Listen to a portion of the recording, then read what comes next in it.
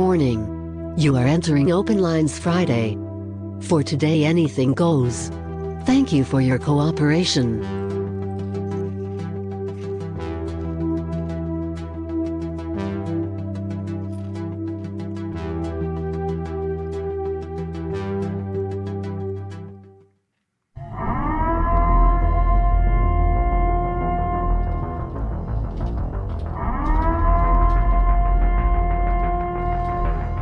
Listos pe los chingazos. Listos pe los chingazos.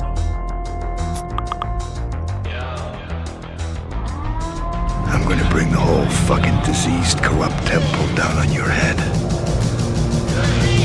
It's gotta be biblical.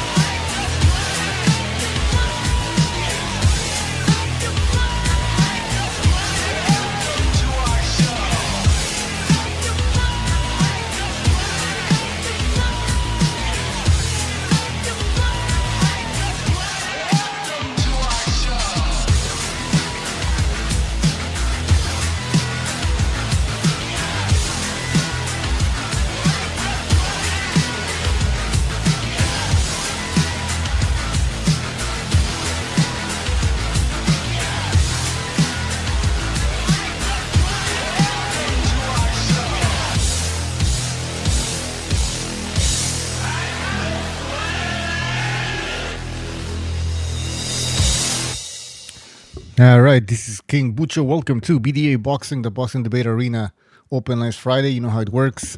I think this is the first show of that I'm hosting in 2026. So hopefully we have a good year. I think we're going to have a good year, actually. I have a good feeling. All right, guys, I'm using a new sound system. So let me know if it sounds okay. I'm already getting confirmation here that it sounds fine.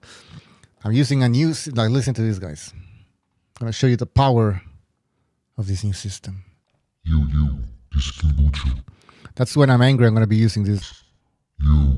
Shut the fuck up. See? But anyways, this is the Roadcaster Duo, and we're going to try to get another one. So all your donations will help us get another duo. What's it called? Roadcaster Duo. So do you see on your upper screen all the super chats and how much we're going to need to buy another one? We're gonna go get one anyways, but you know, your donations always help. Also, when we take phone calls, it's gonna sound even better now, because you know sometimes we have problems with the phone lines and it sounds like shit sometimes and it's a delay. Now it's gonna be even better. So yeah, the Roadcaster, it's gonna be great. We're gonna be having better shows.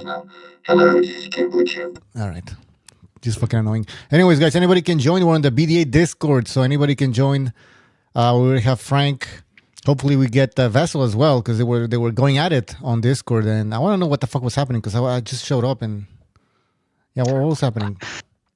There was nothing happening. He's wait, closeted, and Frank, he was I can't just hear you. accusing me of his own feelings. Oh yeah, I hear you. Sorry. Go ahead. What you were saying? Oh no. There was nothing going on. Vessel's a funny little guy, you know. He was just accusing me because he's closeted of his own hidden feelings. You know what I mean? He was like trying to say that I was feeling those things when it was really him. Right. Okay. Well, hopefully he jumps in and we can figure this out. All right. By the way, guys, how does Frank sound? Does he sound too loud or low? Anyways, go ahead, Frank. Anything else that's on your mind? Oh no, you were saying the sound system. I mean, we know you guys are scammers. I mean, that's what I always thought. So yeah, exactly. You guys should have it on lock. That's right. People people donate, they say I'm spending all the money on wine. It's like I wish. We know you run call centers over there in Canada. Exactly. I'm scamming old people. But anyways, all right, Frank, so for 2026, do you think we're going to have a good year, a bad year, mediocre? Well, everybody's afraid of this new Dana White takeover, the Zuffa boxing. I think they already announced one of the cards. It's Callum Walsh versus Ocampo. We've heard of him. Mm-hmm.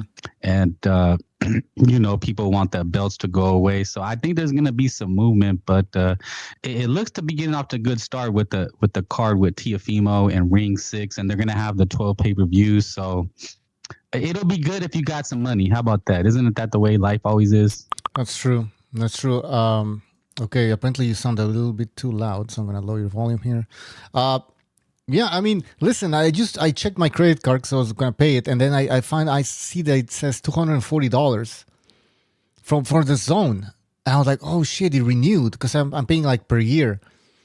And I'm like, fuck, do I like cancel that shit or I was like, I didn't cancel it.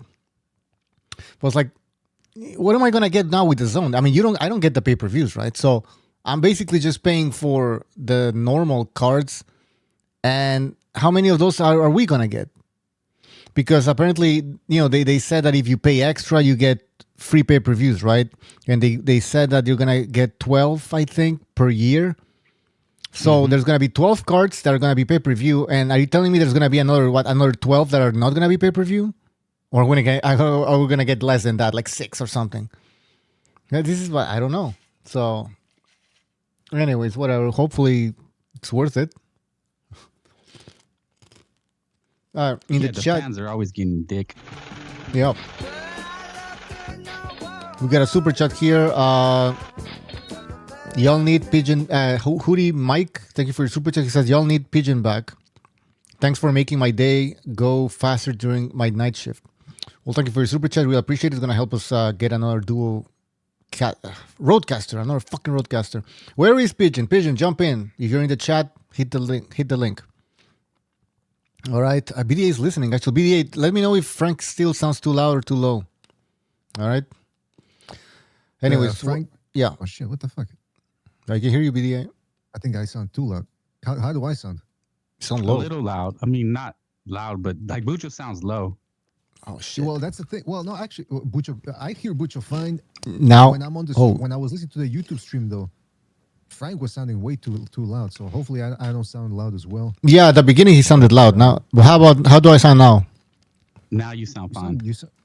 Yeah. You. Hopefully that doesn't sound. Now I gotta check on YouTube to see if he doesn't. If Bucho doesn't sound too loud. Now I'm fucking loud on YouTube, man. It's like red. Fucking shit. I should have tested this before. I thought I did. Testing. All right. Maybe now it's better. Pigeon in the chat says he's drunk, so we might not. We might listen. Pigeon is uncontrollable. You can't really just having any old panel and expect him to. Yeah. All right. Let me listen. You talk, and I'll go on the YouTube and see how you sound. All right. Testing. Oh, we're gonna be doing test today. How's that? How's that for fun, guys? BDA is drowning. BDA sounds okay. BDA sounds. But what about me? I'm the one that's important. You forget about BDA. Me, King Bucho. No, okay. You sounded fine. I sound fine. All right. I sound a little low. You sound low. That's what I said. A little low. Yeah. Maybe we should keep it that way. I don't think people want to hear me. I don't think they want to hear you. Too much of my BS. Hey, can I say something real quick, man? I mean, I know you put the title of the Shakur Stevenson Face of Boxing as the title, to try to maybe get a little discussion going. I don't think he can, although I do think he can become more famous than what he is now. But there's a limit to that. But that's the thing, though. I'm working on a video, or I'm trying to do it as quickly as possible, just to recap a little bit of that Teofimo Lopez Shakur Stevenson fight. I'm expecting it to be a boring fight. Let's just face the facts, because sometimes I'm afraid of, I don't want to call it boring. No, boring, uneventful, whatever you want to call it. There's not going to be a lot of action there. That's just the reality of it. It's two guys that are natural counter punchers, very reticent. And whenever you get these two type of guys who are very quick, they start getting into fencing matches. And yeah, I'm going to be intrigued because it's for all the marbles, junior welterweight. And listen, it's for the undisputed junior welterweight championship. I can't believe that people are still arguing about, there's no, WBO is not on the line, or IBF or whatever. Who gives a shit? Look at Ryan Garcia versus Mario Barrios. Garcia is getting a title shot, so-called title shot. Even after coming off a loss and a year of inactivity, he's going to get a title shot. So do people still want to die on that hill that, the sanctioning bodies and the titles? Look, Mario Barrios, by the way, is rated number 10 in the welterweight division. And this is one of the weakest welterweight divisions we've seen in recent years. The fact that this dude has a belt and he's still rated number 10 right at the bottom, That should tell you all you need to know about the power or the luster that these belts supposedly have. That a guy like that can get a belt. I agree. And by the way, who's Google, man? Is that Pigeon? Pucho, where's my hello? Yeah, that's Pigeon. Pigeon, jump in. Now you're making a good point. The belts are getting exposed. This whole idea that the belts are important. We've always said on this show that we don't care about the belts, and some people are finally getting it. So we're going in the right direction. So. But you know what? Unfortunately, I see people already forgetting about it. It's like the news cycle moves fast, and people are already forgetting about the belts. I mean, I still see people talking about certain fights like, well, it's for a championship, or Zurdo Ramirez unified champion. I'll ask you something. Unified. Yeah, go ahead, Lan. What's your take on Subriel Matias versus Dalton Smith? What I think is that Matias is. He asks the question, then he answers it. Yeah, go ahead. Yeah, all right. So what I feel is that Matias is an incredibly powerful puncher, which is why he's able to defeat a lot of his opponents, especially because when they are looking to take a break or looking to back off, he can effectively assert himself at that time, and that's how he gets the knockout. The problem with Dalton Smith is that he boxes a lot more than some of Matias's other opponents. The only thing is that I've not seen Dalton Smith face any top competition, which is the case with several UK fighters. They're protected almost to a fault by their promoters. It's just the way it is. And the person that typically does this kind of thing is Frank Warren. He will protect fighters to the extent that they face no real competition whatsoever. Eddie Hearn is not as bad, but he does it sometimes. So I think that could be partly why Dalton Smith is likely to lose, because of the fact he has not faced that type of competition. But the last thing I'll say is that Subriel Matias likes to lay back too much in the fights, and that's why he lost the Liam Power. Nope. Yeah, the interesting thing about that Dalton guy is he looks good whenever he fights. He's got power, he's got decent speed, good pivots, which I think we're going to see a lot of tomorrow. And I was thinking about this. Look, this dude, he fought a guy, I mentioned him in the last show, Martin, or I forget, he was a British dude 2-3 years ago. And the guy gave him a good fight. He went the distance, and he actually had Dalton Smith on the ropes quite a few times. So I was thinking, what if Matias gets him on the ropes that way? I mean, if this dude could get him on the ropes, maybe Matias can as well. But then again, Paro had never fought anyone like Matias before. He ended up beating him, although he did it with a lot of clinching and some rabbit shots. So maybe Dalton Smith, if he starts dabbling in the dark cards, he can pull off a win. And the other thing I wanted to mention about Matias is that this is he has the type of style that doesn't age well. I mean, he's not averse to eating shots. So I don't know. He's the type of guy that you could see him age overnight. So we'll see what happens tomorrow. I'm very intrigued. I would agree with that, because you can't be a boxer and simply lay on the ropes waiting for somebody to punch you, which is his style. I've never seen a style like that is supposed to be successful over time. It doesn't even make any sense. In fact, the fact that he has been able to get a title and been met with success over his career thus far is even, as far as I would think, luck more than anything else. I don't know about the luck, but I mean, yeah, it's this dude. First of all, I want to talk about something else, but before I forget, the fact that this fight is taking place in New York, and maybe because they thought that Matias is Puerto Rican, hey, a Boricua in New York, hey, that's going to sell. It's a British guy against a Boricua that people barely know. It's not selling well. Apparently, this Fresh Promotions, I think, it's Matias' own promotional company. Apparently, they're not even doing any they're barely doing any press. I saw a couple of articles maybe on Ring Magazine, but that's all. I mean, it's not like they're doing press conferences or anything. So I don't know what they're thinking. People in the Discord were saying that they smell money laundering. And again, I'm not saying that's true. I'm just telling you what people are suspicious of.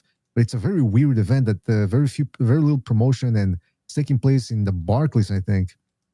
I'm not sure. I don't think it's taking place in Madison Square Garden, but yeah, that's it's probably going to be when you watch the fight tomorrow. Everything's probably going to be dark. It's probably going to be a lot of drapes over the stands, and I don't expect a big crowd. Yeah, but I think that most people don't understand in boxing. The fights that make money are the mega fights. Most other fights will barely break even, barely. And you can also see this, especially in places where you see the actual accounts of the boxing promotions companies. England is an example. Queensberry Promotions did not make any money for several years until they had Tyson Fury, and he was now going around internationally in the big mega fights. And that would apply to other smaller promoters, Lou DeBella, etc. So it's a very, very hard business to be involved in, especially if you don't have a marquee international star that is going to be able to sell out stadiums. If to be honest, unless you're selling out arenas that have got 20, 30,000 seats, because by the time that you're doing that, that also translates to something else. You're not just selling out something like Madison Square Garden, etc. You're also indicating that you have a star that can generate enough interest to also attract pay-per-view customers. Now, pay-per-view has also been decimated by piracy as well. So it's not what it used to be. You will not get the $4 million, the 4 million subscriber or customers paying for a pay-per-view event like you did in the past. But even if you got 500,000 or 1 million, at the time that you set a pay-per-view price at between $90 to $70 to $90, that's a very good profit. Anyway, most fighters do not generate that. And Matias and Dalton definitely won't. Absolutely. And that makes me bring up the point that Shakur Stevenson and Teofimo Lopez, apparently that one is selling well in New York. But then take into consideration, though, that it's pay-per-view. So it's one thing to do well at the gate. It's another one to actually sell those pay-per-views. And Teofimo Lopez is not a big name. Shakur Stevenson, not a big name. And it's not going to be a good fight. So I do have to wonder, what's the game? What's the end game here with the Saudis, that they're putting so much money into this? And then they decide, well, we'll put it on pay-per-view. If they're not worried about losing money, why put it on pay-per-view? No, I would actually love to see the accounts of Turkey Al-Sheikh and see exactly what he's made, because I'm sure this guy must be so far in the hole, he looks like a hamster. I'm sure that he must have lost a lot of money. He must have lost a lot because, first of all, Bivol and Berteviev are not worth 10 million each in a fight. Tyson Fury is definitely not worth 50 or 100 million. So I'm trying to figure out exactly what the financial goal, what the financial aim, what the financial benefit is to Saudi Arabia to be hosting that fight at that level, paying these fighters the amount that they are paying them, because it doesn't make any sense. And Eddie Hearn apparently is an accountant who is very attuned to what the actual value is and the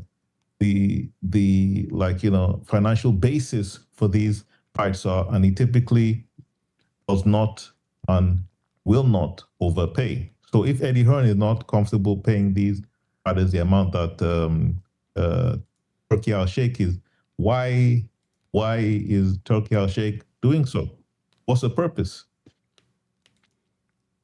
I really don't know what the play is here. Well, now, apparently Zuffa, didn't they just announce, I saw somebody posted on Discord, Zuffa is going to be doing the big event, the inaugural event on the 24th of January. And of course, don't expect any big names, don't expect any pound-for-pounders on there. But they're coming into the fray now. And I think that's why Pro Box is sort of via boxing scene too. They're very weary. And there's a lot of anti-Al-Sheikh propaganda, which, by the way, there's plenty to criticize them for. But let's not hide under, boxing scene and Pro Box, they're hiding behind the what should I call it? They're under moral soapbox, grandstanding about, the Sheikh and this and that. Meanwhile, it's not. It's because of the competition. That's why they're so worried about it.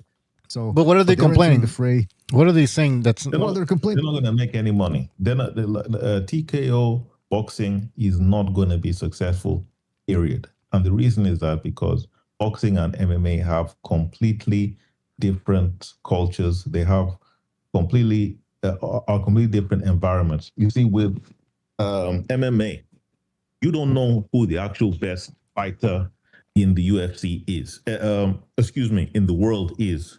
You know who the best fighter in a particular organization, like the UFC or PFL or Bellator when it existed.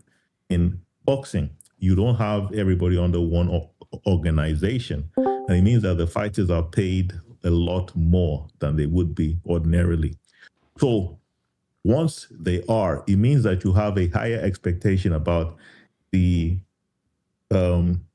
financial viability of fights and also the income of a fighter when they do fight. So you cannot go from having fighters know that if you have a belt, you'll be making multi-millions typically. There are very few fighters over a certain weight. By the time that you're welterweight and above, you're not going to be earning 200, 300,000 if you are a world champion. It's not going to happen. You will make a lot of money.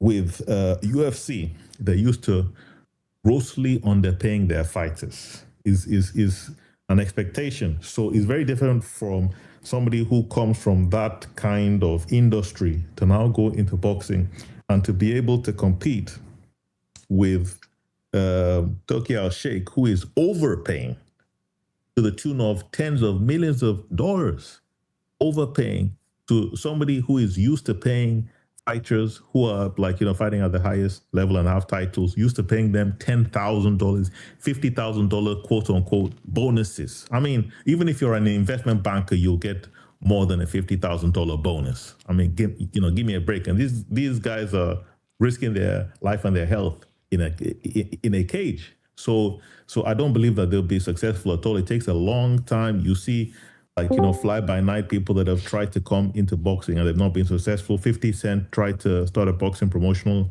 company. There are other, Mick Hennessy had a successful boxing promotion company. I believe he had Tyson Fury, but then Tyson Fury left. So boxing is not as easy as it seems on the outside. And TKO will definitely not have the, I think, success that they anticipate. I have something to say. Yeah, go ahead. I mean, we're talking about Teofimo Lopez versus Shakur Stevenson on 1/30, January 30th. If Shakur doesn't get caught, he's going to win. But obviously, I'm voting for Teofimo Lopez because he's crazy just like me.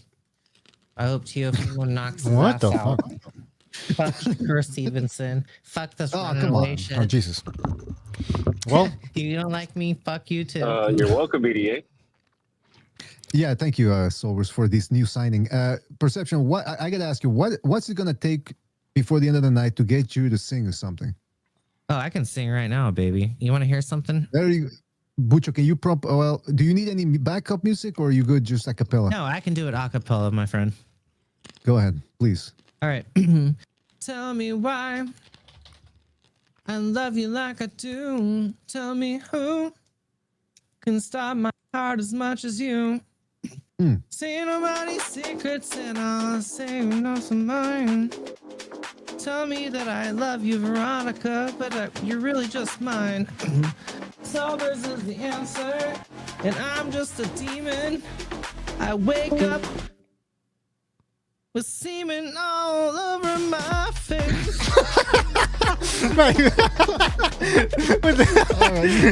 Even the music stopped and then it fucking it was perfectly timed, man.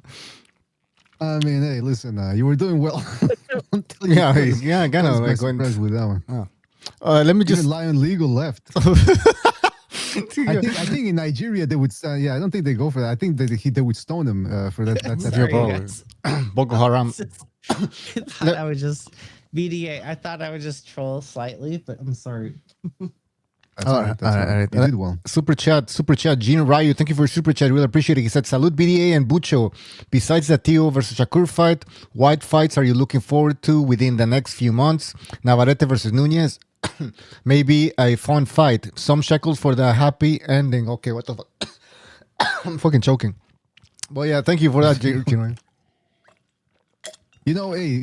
I wanted to, before Lion Legal left because he was fuming over Perception, I do want to say that what was he saying? Oh fuck, he was saying something about it's hard, it's difficult to get into boxing. All these people that come in with war covers, they think they're just gonna step in and, hey, boxing is a dying sport or it's a fragmented sport. We're gonna be able to unify it or get or slice of the pie. And no, it doesn't usually work out that way. There's a lot of sharks involved in all of this. As for that's the other thing, though. I wanted to ask you guys. People are talking about the machine is invested in making that Ryan Garcia versus Devin Haney rematch, and the first fight, from what I understand, didn't do well at all on pay-per-view. At the gate, it didn't do well at all. But for some reason, they're still trying to push this. Maybe because they think, hey, after everything that's happened, it's going to have some hype behind it. Are you guys looking forward to a potential Devin Haney Ryan Garcia rematch? Yeah.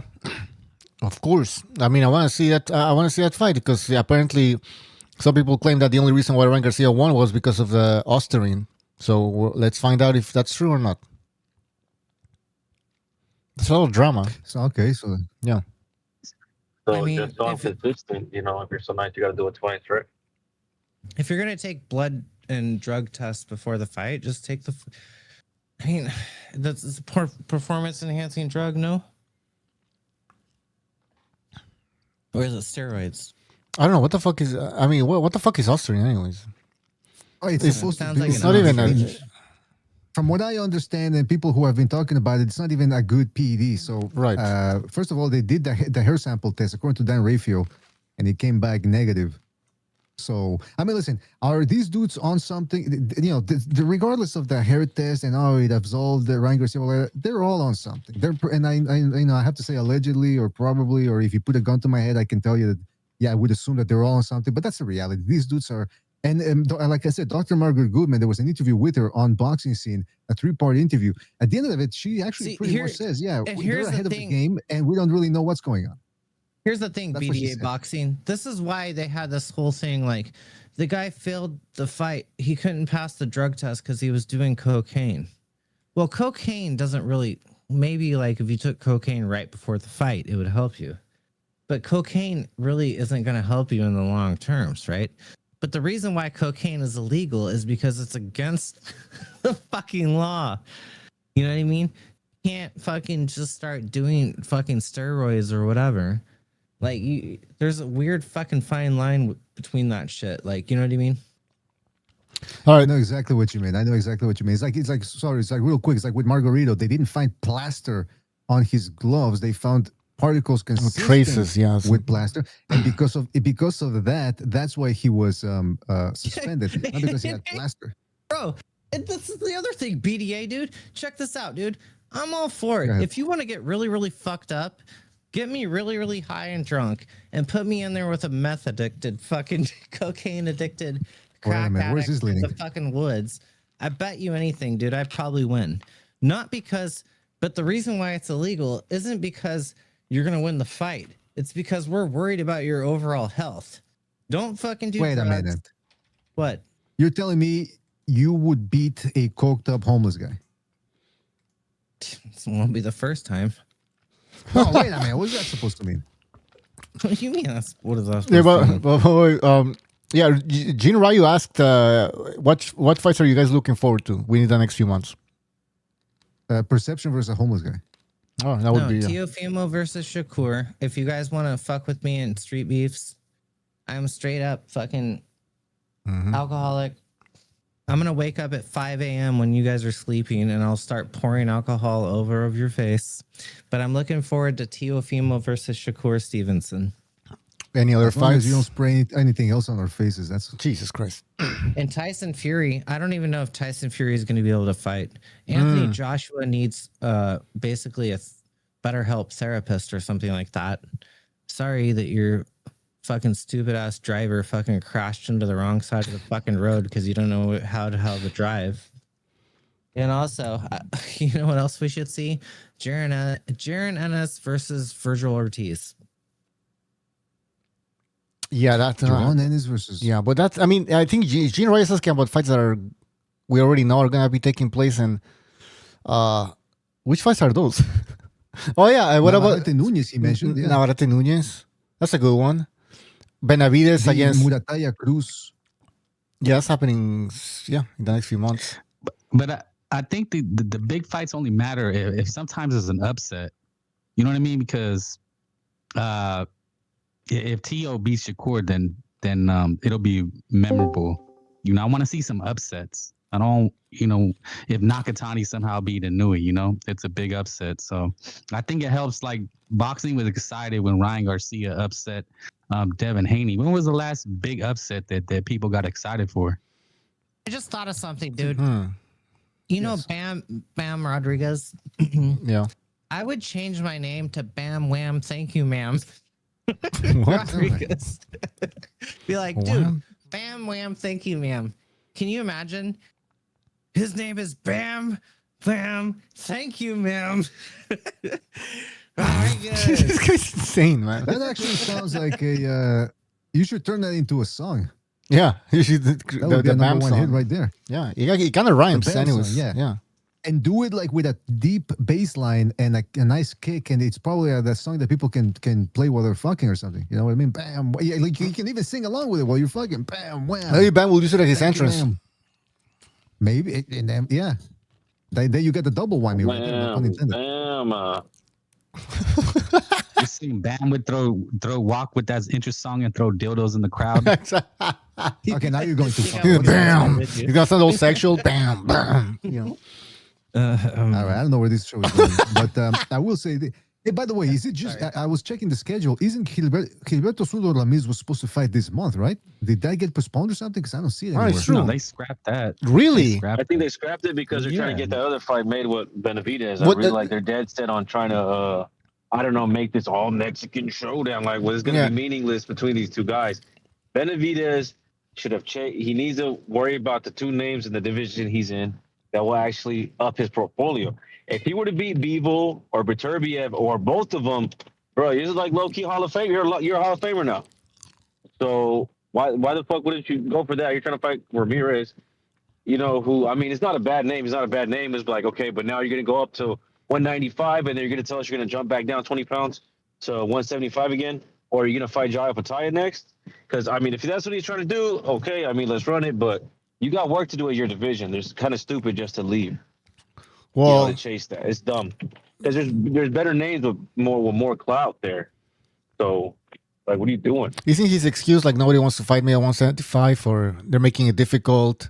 So I think Beterbiev will fight him. Who the fuck is Beterbiev, Doug? Yeah, you're right. I mean, I'm not following the whole story, but yeah, I don't see why this guy. I don't see why Beterbiev would be talking Benavidez or Bivol. Like, Benavidez is also. I like the Ramirez fighting, or I don't mind it. But when people keep saying, "Well, he's going up to cruiserweight. He's going up to fight at cruiserweight," Ramirez is a blown up. He's a blown up super middleweight, and so is Benavidez. Or in other words, they're not even blown up. Benavidez guys that stay at light heavyweight. Perception. Let me just finish real quick. Benavidez is gonna stop cutting weight. That's all he's gonna do. So when people go like, "Oh, a super, light heavyweight moving up to cruiserweight," it's like with the whole Crawford thing. His own coach said it. He's no longer cutting muscle now. So it's where he should have been a long time ago. It's the same thing with David Benavidez. Apparently, Benavidez once said that he walks around 230 pounds. I mean, come on, man. I mean, what the fuck? How's he boiling himself down to 175? That's insane. Yeah, but he doesn't look as strong at 175 as he did in 168. Now everybody's just thinking about that win against Yardy. But I mean, Yardy is frail. He's fragile. He gets tired. Did he really get knocked out? I don't think he just got busted up, and the guy just like, okay, I quit. You know what I mean? Dude, he was about to execute him. He was about to put him in a body bag. It's going to be Benavidez versus Bivol in the 175. And Yard, why are you calling him Yardy? I feel like I don't remember. Like, BDA started this whole thing. His name. Yeah, that's who started calling him Yardy, and I said like I'm gonna stick to this Yardy. Well, I call him Yard, and in the last video that I've done about Benavidez, and then people start correcting me in the comment section. No, it's Yard. Yarday. Yarday. Yarday, Like a French yes. name or some shit. Chardonnay, yeah. Accent grave. Yeah, accent grave, yeah. Exactly. Yeah, accent grave, yeah. Hey, how the fuck do you know about that perception? What the fuck? Yeah, are you Je ne French? parle pas en français parce que je suis an American. Oh, a man of many talents. I'm telling you, Sobers, I'm telling you, him versus telekinesis, the guys who can do it all. Oh, yeah. Fight, sing, analyze, analyze. Dance. I mean, they It's do true. it all. Telkins can sing, right? He sang the Mexican national anthem. Falconis can sing good. Yeah. You should have a singing contest. I think Perception Event needed him. Oh, yeah, Honest, that's I think all. we already Really? did that. Oh, Yeah. don't fucking listen. Here's the fucking thing. I'm a big boxing enthusiast, and you know, a lot of this stuff is very interesting. I do think that David Benavidez will probably wipe out the 175 division. His only competition is probably Beevil, in my opinion. I mean, I could be wrong. I mean, Well, I mean, Benavidez- how deep is 175 anyways? say what? How deep is 175? Well, I mean, Beevil's, or sorry, Better Beevil's out the fucking door, right? You have, this is the thing. Benavidez went in there knowing the fucking future. He was like, Canelo's never going to fight me. Let me just move up here, get a little fucking title. What does he have? The WBC title right now? I think so. Okay, Yeah, so yeah. there you go. So he's like, you know what? I'm going to grab a title. I'm just going to chill out here. Well, nothing happens. Like, who would you like him to fight? Beevil or Beevil? Beterbiev. One of those two. One of those two. I mean, I'd that's love to see him fight Bevo Beterbiev. oh, We'd love to see those fights. simple I would as like to that. fight that Simple. shit too, dude. Let's just fucking get it on. Yeah, but Benavidez, I think he wants also a payday. He thinks, oh, I'm gonna be fighting a Mexican. I want at cruiserweight. Oh, it's a big pay. We're gonna sell this shit as a Mexican. I don't think war. The weird thing when I look at the Mexican monster, when I look in his eyes, what I see is someone who's not afraid to take a challenge. Okay. Well, hey, can I say something? Well, maybe. In the chat, the Quag says, this idiot ruins everything. Well, if you don't like me speaking, don't listen to the show, the Quags. I mean, come on. I don't feel like I'm ruining anything. Yeah, if you don't like what you're hearing, man, change the damn channel, That's right. asshole. As it pertains to Benavidez and Uh-huh. the hell's going on with Sobers? Some guy's pulling him over. Nah. Dealing drugs. I think I heard ICE freeze. I think that's what I heard. No, but yeah, listen, this Hey, Benavidez Quags, I love you. There you go. He loves the Quagster. Well, no, I'm still because of Jesus. Like that's not. I Right. fight like with I fight with a cross on my back. You know what I'm saying? Hannibal in the chat says Opetaya versus Benavidez is a fight to make. That's never gonna happen. Well, never say never, but Nobody wants to fight him. I don't even think Nobody Benavidez wants. to fight him. Benavidez is not Yeah, afraid but- of anyone. I guarantee. So you, why dude. doesn't he stay at cruiserweight then? Why is he? Benavidez will beat the shit out of. Why is okay? See, Benavidez is not afraid of anybody and anything. Why is he moving Why up? do you think? Hold up. Oh no! Hold on! You hold up! Why is he moving up to cruiserweight and then not staying there? I mean, might as Why would well. he go to cruiserweight He's already going to, but he's going to fight Zurdo. just because he wants to pick up another title. Yeah, but then he should unify a cruiserweight then. I mean, he's not getting. He should unify at 175. Well, then he should stay at That's what I'm saying. 175. I don't know. There's a reason. I mean, why can't he get the fight with Beterbiev and Bivol? Right. So that's Why the can't thing. he get the fight with fucking Canelo? I don't know. So if he Guys can't, then running he should away move from on. him. Like, You know if that- he can't get those fights, then okay, move to cruiserweight. He's already moving to cruiserweight. And he's gonna grab a belt potentially. So might as well start unifying that division. Dude, you know what? The weird fucking world that we live in, almost Jake Paul would have been fucking cruiserweight champion of the fucking world. fuck no. If he would, this is the stupid ass thing. So hold up. Let me get this straight. So you move up from 160 to 168, or 168 to 175 or whatever. Why are we going to cruiserweight? Money. Yeah, but David Benavidez, okay, this is the hot fight to make, man. Think about this, like, ladies and gentlemen, boys and girls, children of all ages, tonight's matchup is the undefeated Light heavyweight champion of the world. Bevo. Am I hearing echo or is it just me? All right. Well, yeah. Oh, sorry, that's yeah. Bevo. Yeah, I think And you're the other champion in the other ring. Mhm. Or the other corner, the blue corner. His record is. You guys know who the fuck it is? It's David fucking Benavidez, the Mexican monster. Boom. And then Yeah, the I think you're referee losing comes it. in the middle of the ring. Okay. They're like, all right, you guys, fucking touch gloves. If I have to say something, don't fucking break that shit up. Capiche? Capiche. All right, Interesting. get over there. And then you hear ding, ding, ding. Quaxi saying there's not enough alcohol for this. No, don't worry. I have enough alcohol. Well, I already think he's know talking where about they serve himself. Free drinks. You know where they Alright. serve free drinks? Not really. My house. All right. Interesting. And then All right. What's people are saying in the chat? Pucho would die for Canela. Oh yeah, of course. I have a shrine for a Canelo shrine. People say boxing sucks. Mark says Benavidez will still be doing Canelo interviews when he's at heavyweight. Maybe. what happened? Yeah, he says Benavidez will still be doing Canelo interviews when he's at heavyweight. Because he's always talking about Canelo, Benavidez. Like, he's always talking about Canelo. No. He can't get it out. Okay, dude, the only person that could fight a heavyweight, and like, I'm sorry for you fucking uneducated, fucking non-existent trilateral fucking MILFs out there, but you don't know fucking boxing. The only person that can do it as heavyweight was Roy Jones Jr. Well, he only had one fight. and James Toney.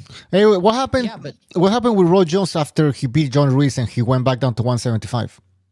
he got his ass kicked. What happened? He got his ass kicked because he lost a bunch of fucking weight, obviously. Will it happen to Benavidez? That is the. Well, That's what I'm trying to fucking. Sorry, go ahead, BDA. Well, can I say, yeah, thank you. Yeah, I think there is a bit of a difference because Benavidez, like I said, he already walks around as a heavyweight, but he's cutting the weight. Roy Jones actually added muscle. Like that dude, you could tell he always had decent biceps, strong biceps. When he fought John Ruiz, those things looked like melons. I mean, that dude was jacked. And then what did he do? He had to cut the muscle. At his age, he was already. What do you mean melons? I think. Oh, come on. I didn't say How old No, was he? wait. Like 36, 7, 8. No. So it had to be in his mid-30s. Mid-30s. But almost mid-30s. well, hold on, right? BDA. Yeah. So you're He saying, put on a bunch of muscle. You're Yeah. right, BDA. yeah, but okay, so you're saying What Benavidez am I won't put saying? muscle? Like, so he's gonna move up to cruiserweight looking all flabby and shit. Hey, by the way, I saw a picture of Yes. Benavidez like doing starting a new training camp. That was like last month, I think. He had a T-shirt and everything, but there was like fat, like he had like a beer gut. So I mean, yeah, sure. 230 pounds. He It's can- not, it sounds very accurate. Right. Okay, so he's walking around 200 BDA, over 200, but he's fat. What I'm saying. Yeah, but you're saying Roy Jones wasn't walking around over 200. Well, of course not, because the guy stayed in shape. He was walking around over 200. And even when that's he what- weighed in, they said that he wasn't even 200 pounds. They lied to him. Yeah, he had like a sweater when during the weigh-in. And They that's lied why to Roy him. Jones Sobers, they ended up- lied to him. That's why Roy Jones ended up getting compromised because he added muscle and then he started cutting muscle. Okay. And by the way, there's a reason why David Benavidez hasn't been looking all that great. Look at him, how he looks on fight week in his recent fights. He's looking gaunt. In this last one against Yari, he looked like a zombie. Not as bad as Conor McGregor was Mayweather level type of stuff, but he was looking bad. So I think this is why they're moving up too as well. Dude, check this out, dude. This is why Mayweather was such a fucking. He was never out of shape, just like Shane Mosley and like even De La Hoya. No, yeah, that's I'm true. sorry to Yeah, say, yeah, like, we know. Mayweather was And in you know what? shape. Can I add something about the Mayweather thing? Because we haven't talked about it since it happened. But you know, there was a Business Insider article that documented how he's in debt and he's burning through money. And we've talked about it since the beginning of this show, particularly Jimmy. He broke it down years ago how this dude was gonna end up going broke. But I'll say this: Mayweather earned every cent he made. He spent the time in the gym since he was a kid. He did the push-ups. He hit the heavy bag, the double end bag, the sparring, whatever. It is a shame to watch boxers, and again, it's his own fault too as well. I'll tell you right now. It is a shame to watch. What was that? Sorry, you keep going. I didn't mean to interrupt you, but I just just real quick then. Just let me after you allow me to conclude. It's a shame to watch how this often it's a recurrent pattern, and it's almost like watching an alcoholic. You can't stop it, and these dudes just mismanage money all over the place. So BDA, check this out. Do you remember Vanilla Ice? Ice, course, yeah. baby. Bum, bum, ba-da-dum, ba-ba-bum, bum. This man invested in like real estate. So all the hopefully Mayweather or all these boxers, because nobody fucking you don't fucking just grow up and you're like, let me go through school and learn how to fucking invest my money. That's not what they teach. They teach about some bullshit about fucking Napoleon. Like, how do we get Yeah, BDA. I think you were talking about Mayweather. He did earn it, but I think the difference is that's what he built his persona around, is the whole money bling bling thing. And it happens to the rappers too. Like, if you make your whole career, that's kind of how you make it as a rapper. You have to, show that you live that life, but it's kind of a fitting end. If that was how you built your persona, and then people know that it's probably fake, and then you end up getting exposed, I just think it's fitting. So you're saying that there's an ironic twist here, that it's biblical, is what you're saying. You reap what you sow. That's one way to to put it, but it just was corny. He just came across as a fake human being. You build this persona, and then you end up having to live it to try to maintain it, and then you go broke because you're trying to maintain that fakeness. Mm-hmm. That's a good way of looking at it. Yeah. In other words, that's very well spoken. My sympathy towards him extends to a certain degree, because you're right. It's when you get to that point where you have that much money, is it really that hard to get a good accountant? Or then again, also the accountants, I've seen it in the Hollywood industry too. These guys get the good accountants, but they don't follow the accountant's advice. In other words, the accountant is not their father, their mother. They can't force the guy to do something. And against all their advice, sometimes these dudes, they go broke still, even with good accountants. So maybe the same thing happened here. According to the Business Insider article, that's what happened. What's the saying that pigs get fed, hogs get slaughtered? So it's greed, It's a fucking farm slang there. I'd never heard of that, but yeah. It was maintaining about people on Wall Street. Bring it on the fucking pigs and the hogs and the fucking. Well, it's a saying in Wall Street. In my head, I fucking imagine that helicopter flying. It goes. I think it's from a book called Liar's Poker. It's almost with like coincided with Wolf of Wall Street. But anyway, it's like these big people on Wall Street. It's like pigs get fed, hogs get slaughtered. Basically, it's just greed. These guys see that shit. Hold up, Sobers. I know you're here. You saw that thing where there was a helicopter flying around shooting the pigs and the hogs. It's literally, they look like a pack of literally bison just running. Sobers, didn't you grow up in a farm? I think that's what Sobers said. I'm not going to answer that question without a lawyer. You grew up in a farm, right? Did I grow up on a farm? Yeah. Who said that? No. I thought I heard you say that once. What? Like an onion. No, yeah, he said. Anyway, whatever. I don't know what they grow over there in Georgia, but I think I remember. My pops grew up on a farm. I didn't. There you go. Okay, that might have been it then. That might have been. I don't even know. Yeah, they would grow agave plants. The what plant? Agave. Agave. Okay. They're down in Georgia. They probably had some workers, if you know what I mean, that they don't pay and that they keep in a house. No, they got in trouble. Down like in South Georgia, they got in trouble because they were running some weird, fucking illegal immigrant slave operation. Oh, so they had a bunch of little Oaxacas.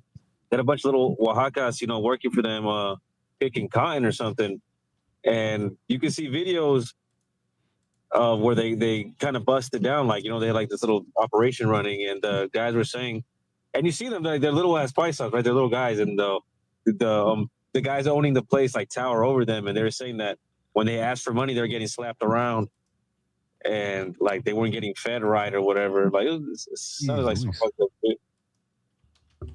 I gotta get into that type of business, man. I'm done here with this. Hey, by the way, the night. I'm done with boxing.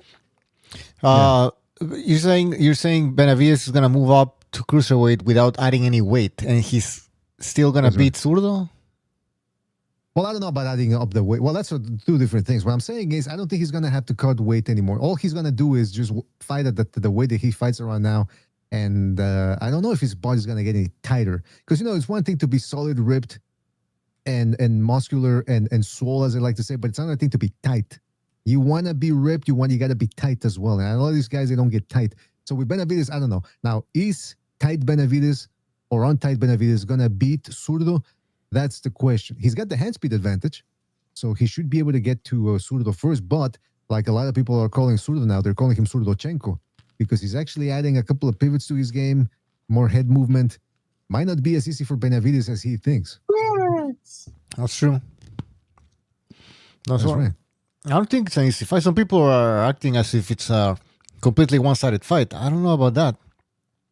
Don't know about that. Well, then, hey, listen, it could be a good fight. Now, are they still intent on taking over Cinco de Mayo weekend? Yep. Because I think on actual Cinco de Mayo, that's Inoue versus Nakatani. Yeah, but that's like at 3 a.m. or 6 a.m. or some bullshit.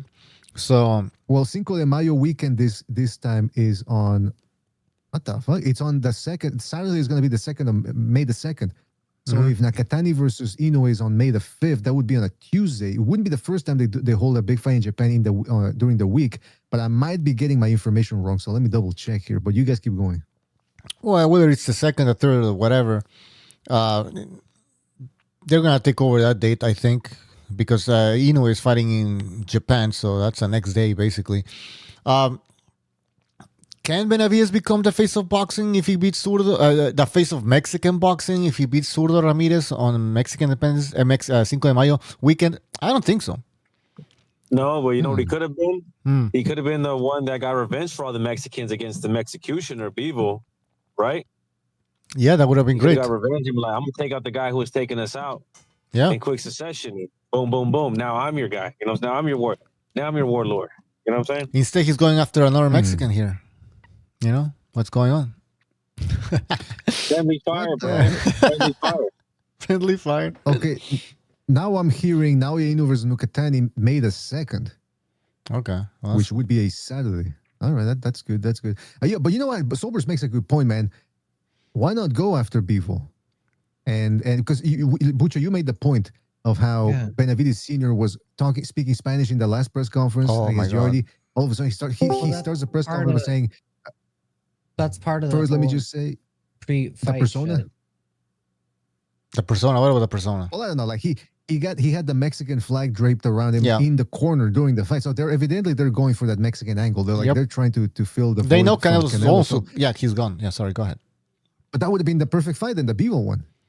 I can't. But again, Bevo did get injured this year, so that screwed up the whole thing at light heavyweight. But I don't know. I don't know what's going to happen with those dudes. They're trying hard to become that face of Mexican boxing. Hey, what about Ben Whitaker? By the way, part of the fucking, what do you call it? The intellectual marketing campaign. When people try to perception. Let me ask you this. Yeah, you don't mind a little showmanship. You know the importance of a little sparkle, a little flair. Are you familiar with Ben Whitaker? Yeah, that bitch. Well, all right, so I was going to ask what you think about it, but evidently... I mean, no, he's a good fighter. He's a good fighter because he does do that whole weird... I don't like the dropping of the fucking hands. You like the dropping of something else? Is what the fuck? Look, no, but I mean, it's a good question because fucking dropped here is you. Do you understand? Oh, wait a minute. Now, wait a minute. I wasn't implying anything. But I will say this, Ben Whitaker, you're right, though. I mean, I understand that he has to do that to sort of get some clout or what's the word? Right. I don't like the whole standpoint fucking bullshit. The tassels and the fucking let me drop my hands and fucking dance over here and do this and the other thing. I understand you can do that a little bit, but there's an extent where essentially like when Ben Whitaker, if Ben Whitaker was right here right now, like, I would literally tell him the same fucking thing that I'm saying exactly to all of you right now. Which is what? He looks like a walking palm tree. Well, I'll ask you this then. Do you think he's going to be good for the light heavyweight division? Because the light heavyweight division is kind of dry right now. I do, but I just shut up with the fucking stupid ass haircut. Stop dropping your fucking hands. And that's my opinion. And if you don't like me, you can suck my dick. Ah, wait a minute. We don't got to go that far. There you go. You don't like it? Fuck you.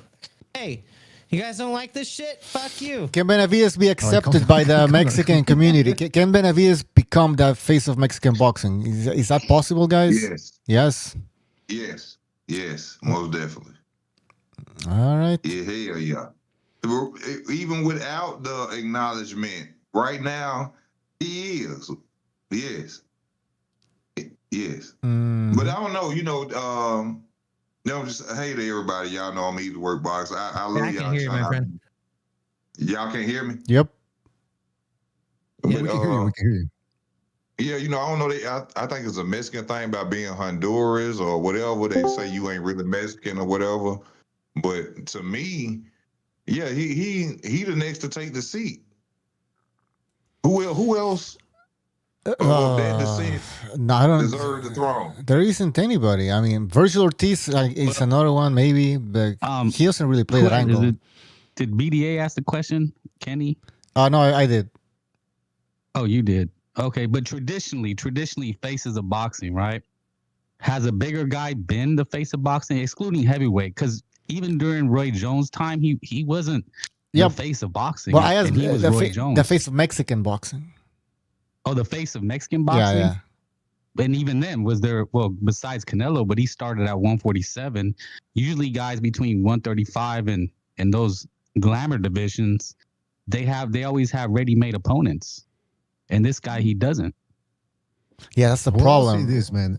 The big thing with Benavidez is he Mexican? And if you think about it, Pacquiao and Golovkin were popular in the Mexican community.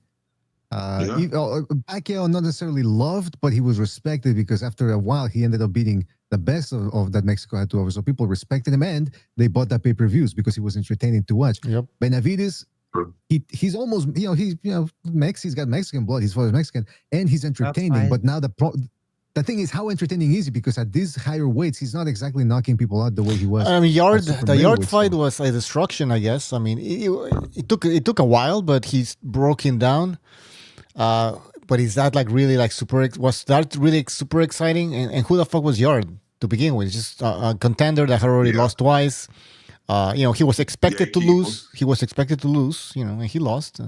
But other than that, what other big names can help Benavidez reach that pinnacle of, Dude, if he just stays at 175, he'll wipe out the whole division, in my opinion. Again, I mean, okay, let's say he beats Beterbiev. His size advantage. Yeah, his size advantage will allow him to do that. Height advantage. Yeah, because he already has a title right now, right? Yeah, that they. I mean, he won it. It's like an email belt. Dude, nobody fucking touch me. Because he already wanted to get the fight with Canelo. Canelo ducked him. Let's just be honest. Yeah. And then basically, David Benavidez wanted to go after a harder fight. Yeah, but now, okay, so Canelo, you're saying Canelo docked Benavidez. Is Bivol and Beterbiev also, are they also docking Benavidez at this point? Because now it's getting ridiculous. Why would, hold up, if you're Canelo Alvarez, I swear to God, if you're fucking Canelo Alvarez, there's your fucking money fight right there, dude. Go back and fight Canelo Alvarez. So everybody's docking him now. I swear to God, I'd do this shit. Can I say this? Can I say this, y'all? Fight him. And I'm coming this. I'm sorry. Sorry, dude. I'm not trying to interrupt you. Easy. No, you're good. I'm sorry. I cut you off. I apologize. I think it sounds like he's trying to interrupt you. By the way, that's my. I was not trying to. We both have. He's trying to interrupt everybody. Big heads or bumping into each other. Sorry. No pun intended. That's my perception. No pun intended. I was finished. I forgot what. All right, just quickly, guys. Super chat about Canelo versus Benavidez. Hi, guys. Let me just interrupt because I'm gonna forget. Super chat from Mars Descartes. Thank you for your super chat. We appreciate it. He says Benavidez versus Andy Ruiz, 2027 WBC interim title. Yeah, I can see that happening. Hey, Jim Lampley believes Benavidez is gonna be a heavyweight at some point. So Oh, he's Maybe, great. you know, though. he- He's- Not gonna get Oh, paid. come on, How's man. he gonna get Oh, come on, What, man. what is, Maybe, Oh, he's you great. know. Not gonna get Oh, paid. come on, How man. is he gonna be a Oh, no, fucking no, no, Jim no. Lampley is fucking honestly, dude. I really Ooh, want that's to a have good some fight. medication for people who are getting fucking senile at this point. Yeah, doesn't What make are any you sense. that is a talking good about? fight. You really believe that David Benavidez is going to be a heavyweight I don't, champion? he's not even a Did light you see heavyweight, in how my big opinion. these I don't think motherfuckers so. are? I don't think so. He's I po- think he needs to Exactly, stay dude. at This is a 175. reality. I think cruiserweight or heavyweight. too much. Well, he had cruiserweight. No, he had light heavyweight now. Yeah. No, David was a monster at 168. And when he came up and he fought that guy who had been out for 5 years Was it? and didn't do good, I knew then David ain't the monster we think he is. He a hell of a fighter.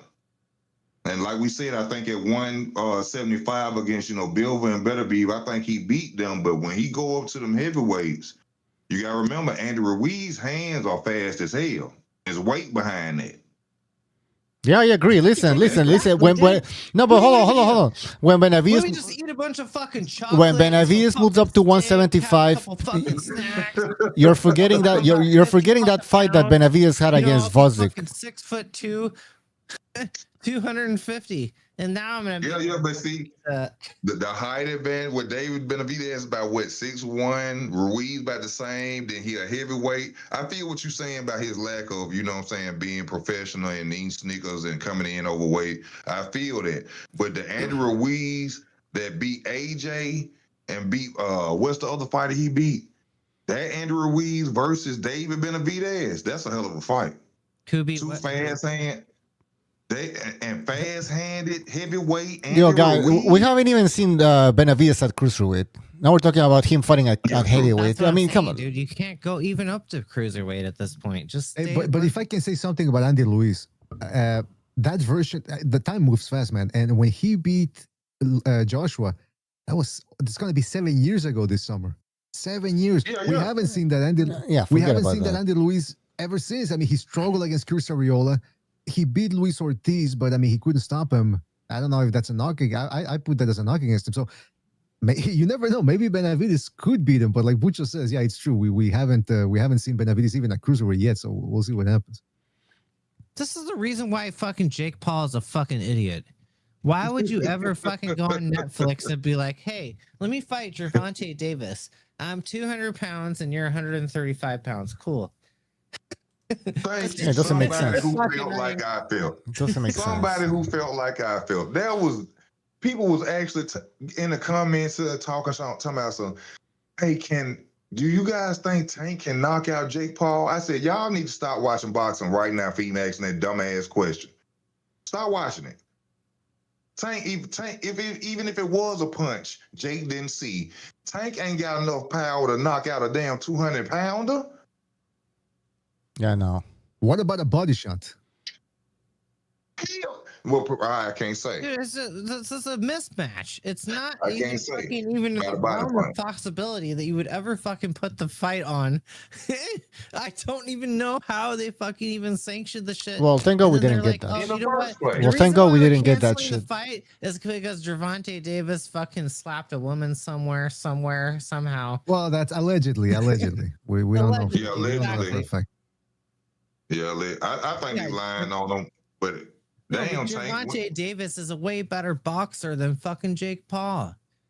And Yes. Jake Paul is like, okay, no, let me just fucking hold up. Let me just make that up. I know I was gonna What's fucking going on? fight a 135 pounder.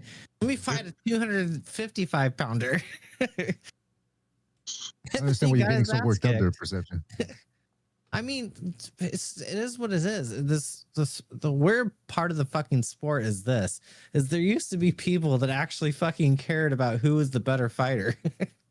I gotta ask you something though. What's you got your name there, Perception? Then on the right you got WTVR. Is that like a local access show or a channel where you're at, or what is it? Oh no. Don't worry about that. That's the whatever podcast. You know I'm where not they worried were about it. you know where they were like, basically, would you rather, like, if you're in a forest, would you rather come across a bear or a man? Oh, that's actually A dating podcast, whatever. yeah. Yeah, that's Can I ask you guys something? Because I'm coming in late. yeah, no problem. Have y'all talked about the Teofimo and Shakur fight coming up? Yeah, we all think dude, please, before I deteriorate this. A little bit. y'all, We y'all. talked about it a little bit. Yeah. Oh, y'all did. No, go ahead. Go ahead. What's Well, y'all go ahead. feels No, on yeah. it? Oh, you want my opinion on it? Yep. Yeah. Sure. Yes. This is it's great that it's happening. We at their age, you know, we ain't gotta wait. I have yet to hear we gotta let the fight build and all this. This is great what's happening right here. These two. I think this fight right here is gonna put either one of them who win as the headliner of what it's still kind of hard to compete with Devin and all he's done, but since it's a fight where, you know, rehydration clause, it ain't nothing like that, like Tank and Ryan Garcia. It's gonna put this person at the throne of the new coming superstars. You know, the Devin Haney, Ryan Garcia. You see what I'm saying? It's gonna be a good fight. It's gonna be a damn good fight.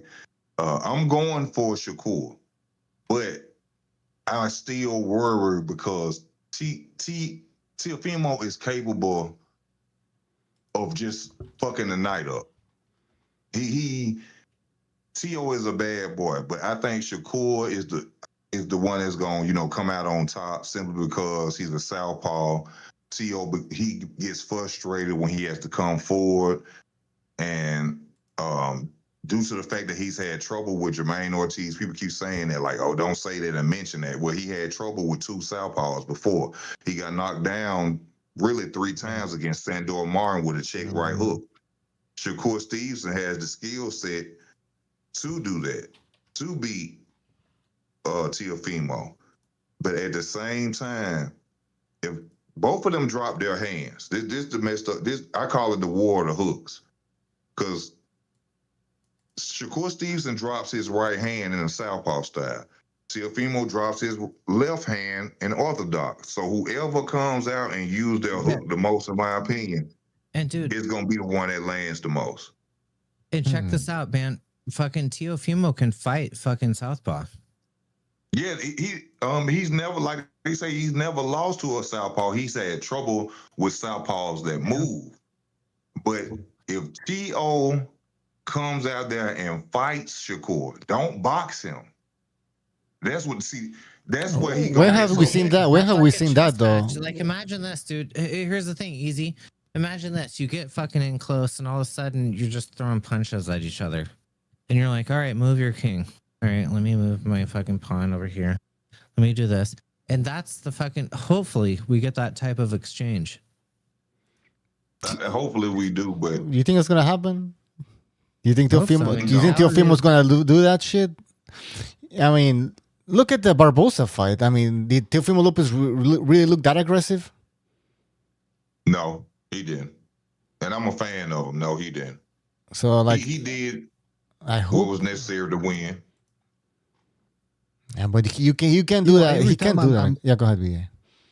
When I hear people's the experts, the former fighters talking about this fight, a lot of them are saying, "Well, Teofimo Lopez needs to take it to him," and I'm thinking, "Well, why does he need to take it to him?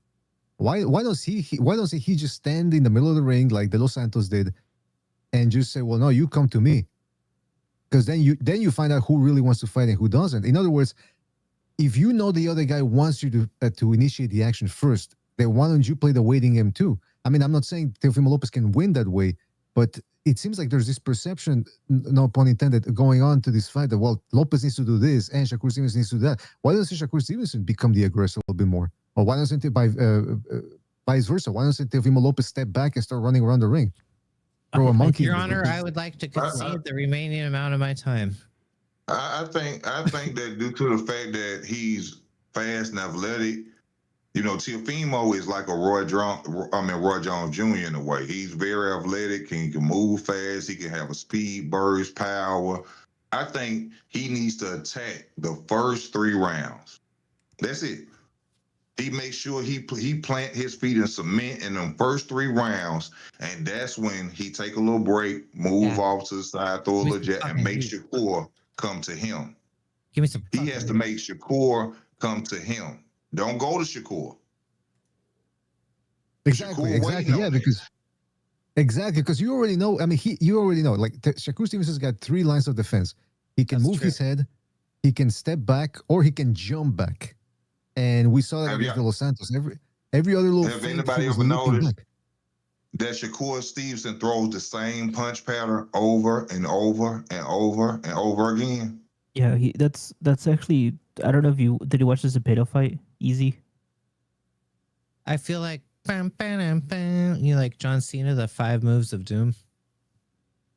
That's one thing I hate about Shakur Stevenson. Every time I watch him, I say he's throw the same counters every time. He don't use the hip. He don't come behind a jab. First thing he do when he step in front of you and he know he done created that space, he gonna throw hook, body, hook. He don't never use his jab like that for real. And speaking on jabs, because I said in one of my videos, Teofimo ain't got no jab. Shakur ain't either.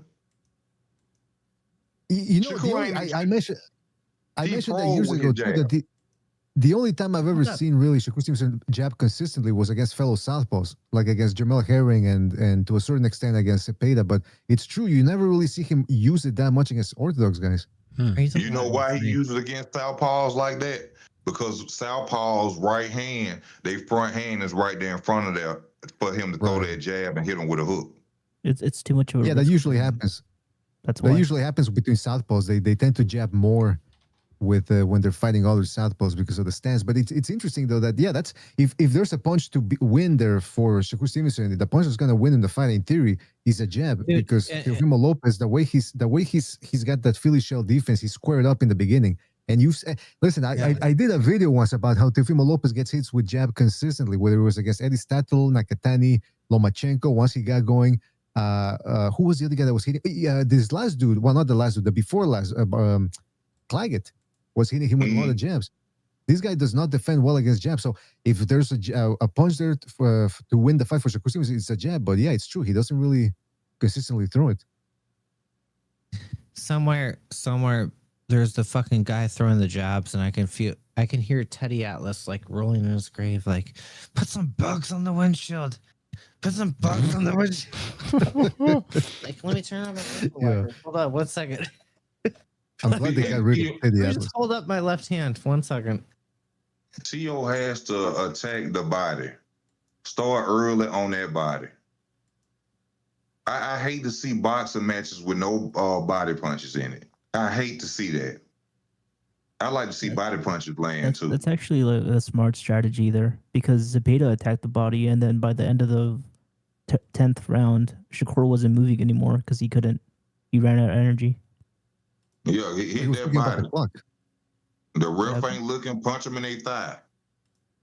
Yeah. Wait a minute, that's illegal. Wait, hold on. We don't advocate illegal tactics on this. No, I don't want to advocate illegal, but hey, you come. I'm talking from. You know, you looking at a guy who in front of you who could change your life fight. You see what I'm saying? Yeah, right. Competition. You know, even Floyd Mayweather would grab people and put his hand over their mouth and suffocate them. That's why Marcos Maidana bit his hand. You see what I'm saying? You are a person. Wait a minute, hold up. That's true? Yeah, he did. It's on video. Okay, never mind. Forget about it. I don't remember this. No, look it up. Floyd Mayweather when Marcos Mayweather. He put his hand over that man's mouth. He bit the shit out of him. Yeah, I remember that shit. I believe you. Well, Perception, isn't that your go-to move too, to put your hand on people's faces? No, I actually just like to cold clock them when they're not looking. You're like, look over here. Like Charlie Zone. Bam. but guys, in the chat. Marcos Maidana was. I'm sorry, go ahead. Just quickly in the chat, we have Patrick saying, when Shakur feels Teofimo's power, he most definitely will be very cautious. This plays completely into Teofimo Lopez's game plan. So, do you think? What do you guys think? The power. I agree with that. I agree. You gotta catch him though. They say this guy's defense. This is this guy Shakir's calling card as his defense, and I always wondered about this. I'm like, are there? And I mean this when I say it. Are there really any Shakir Twitterson fans? Because how can you be a fan of this guy? there are on Twitter. Can I be honest with y'all? The ability to can I be honest? A room that he needs. Shakur defense ain't that good. So far though. It ain't that good. All right, What do you let me mean by be that? real with you. It's not that good. What he really does is he creates enough distance to know where when you throw, he can jump back and you can't hit him.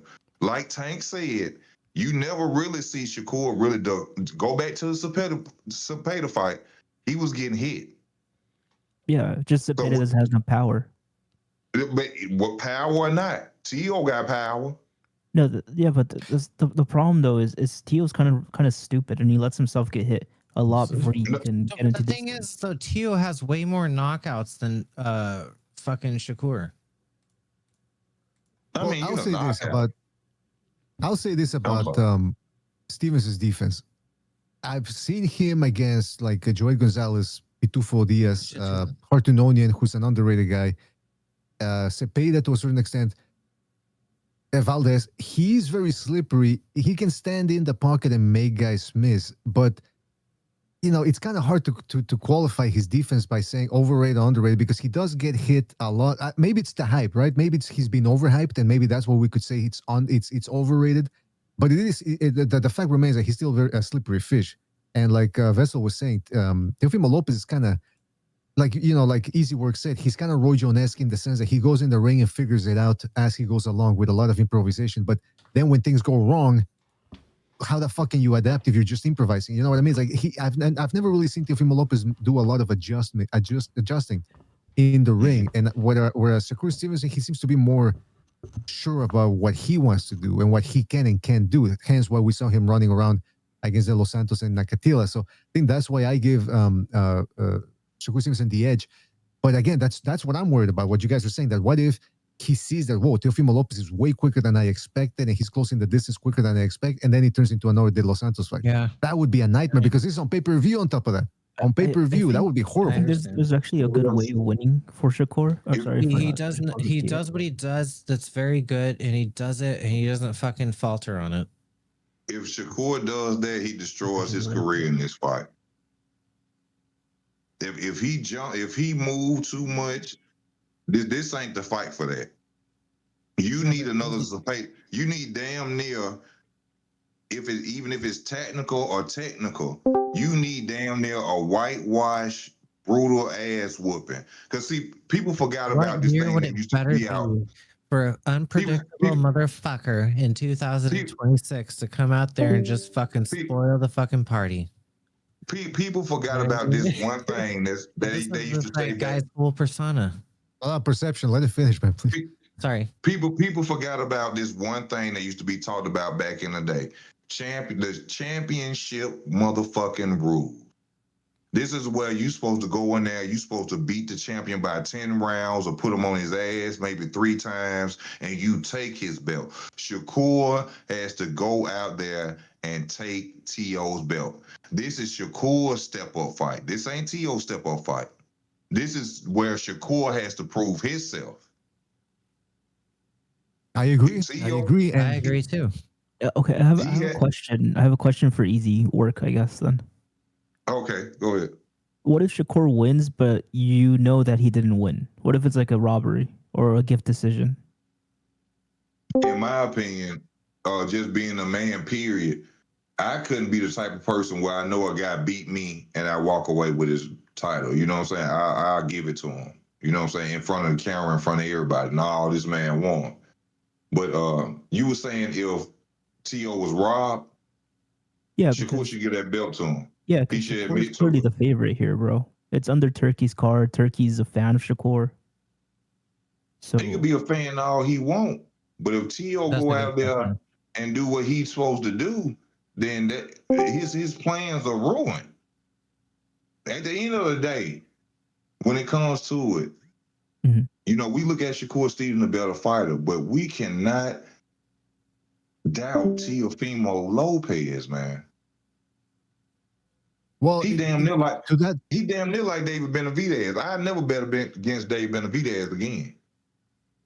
Well, that's the thing, though, that if the fight goes the way some of you guys are expecting, like the De Los Santos fight, where there's not a lot of landed punches and not a lot of thrown punches at that as well, then the fight could be up in the air. And I suspect that if it goes that way, whoever loses is going to cry robbery.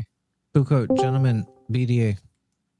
If ain't enough punches done, I don't give a fuck how pretty So are we Shakur safe think to he say look. right now? Hold on, let me one say at a this. time. One at a Let me say time. this. Yeah, go ahead. Please, let me say this. I don't care how pretty Shakur think he look. If the fight ain't impressive, T.O.'s supposed to walk away with the belt due to the championship motherfucking rules. He didn't come out there and do nothing to take it. He didn't press the issue. He wasn't being aggressive. Mm-hmm. T.O. need to walk out with that fucking belt. Give me that motherfucking mutt. But wait a minute. I mean, I understand what you're saying, but that's an unwritten rule. Like that. Well, you got to take it from the champion. That's not an actual. You have to prove it in the ring. No, it's not an actual rule, but when I was young and I used to always hear that championship rule, meaning you got to beat the champion ass and take his belt. But did you hear that to protect the champion? I mean, it probably Are you physically going to take the belt off of the man? That's that's perception. Come on. I'm dead ass motherfucking serious, dude. When you get in a fight, are you actually fighting, or are you just fucking playing around like fucking disco golf or something? Exactly. So why do you deserve my belt and you out there motherfucking you out there tap dancing in the ring? What make you think you deserve my belt and I had to create the fight to come to you? And honestly, dude, and I can already fucking feel it, dude. You got easy work.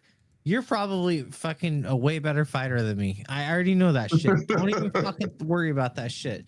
I'd fucking give him the belt back right away. I'd be like, here you go. Sorry. Listen, there you go.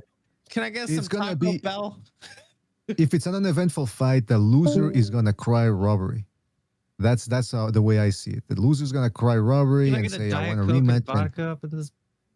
Who knows if they're gonna get a rematch because the fight might be so uneventful, nobody wants to see it again. Wouldn't it be cool if it's like a shitty You guys Dos don't Santos understand, fight? dude. You're and not just from, give it a draw.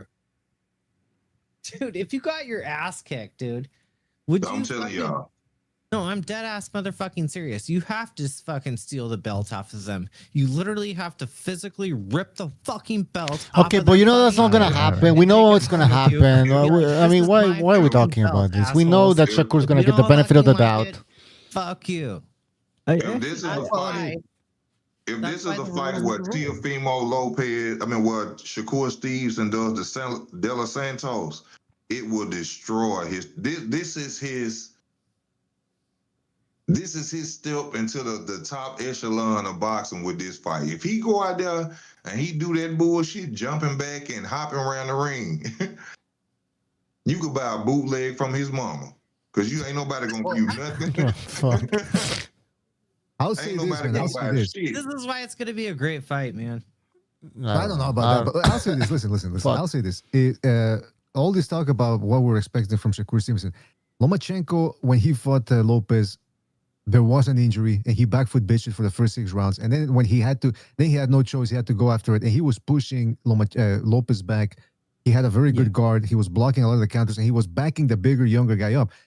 I'm thinking Shakur Stevenson seems to be about the same size as Lopez. He's a southpaw. Everyone's raving about how good he is. Shouldn't he do that too? Shouldn't he try to back up Teofimo Lopez and, like you guys are saying, take the titles away from the champion? I don't think it's in him to do that, though. I don't think he's never had to do that. Dude, hold up. You guys are forgetting about the fact that Teofimo Lopez fought Lomachenko. And what happened there? Yeah, that's what he I won. Yeah, but there's an asterisk. We gotta keep it 100. Let's be real. Yeah, thank you very much. Loma probably felt that power like one of y'all said earlier, and I respected what y'all said because that is accurate. Shakur might get in there and feel that power to Teofimo and slow down. But at the end of the day, after them 6, Lomachenko was tapping on that head. Go back and watch the fight. Lomachenko. At some point, was his name? Was really Hey, and I don't put Loma up on no pedestal like that, like people do. But at the later rounds, he was tapping on. If that had been a 15-round fight. Yeah, but that was his strategy once he moved up like 3 weight divisions. And then we got to remember, Lomachenko's small. He really a 130 pounder. You know what I'm saying? Lomachenko a bad boy though, but you know. But if you look at the fight between Lomachenko and Teofimo did what we're like fair and square, win the fight, in my opinion. Yeah, he did. But that's what I'm saying. So what prevents Shakur Stevenson from doing that if he is what they're saying he is? Look, does Shakur Stevenson have the same type of mentality that you're gonna go out there and like I'm gonna fucking try to kill someone? Yeah, he does. He's never had to. He's always people always come to him. People always come to him.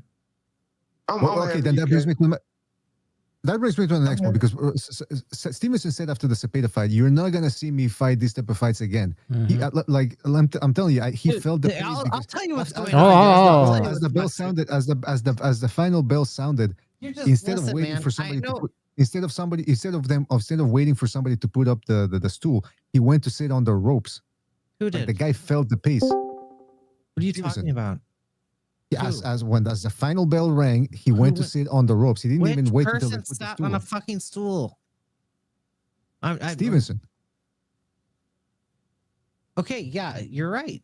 Exactly. So I'm saying that he felt the pace, and then afterwards he says, "I don't want to be in these type of fights again." Meaning, he had a hard time. Now, Lopez isn't gonna fight the way Cepeda did. Well, why wouldn't Shakur Stevenson try to push him back like Lopez? Why wouldn't Shakur Stevenson try to do what Lomachenko did? Dude, I feel like fucking. You know what I feel like right now? I feel like Captain Jack Sparrow is gonna come out from the fucking woodworks and be like, "William, Cepeda."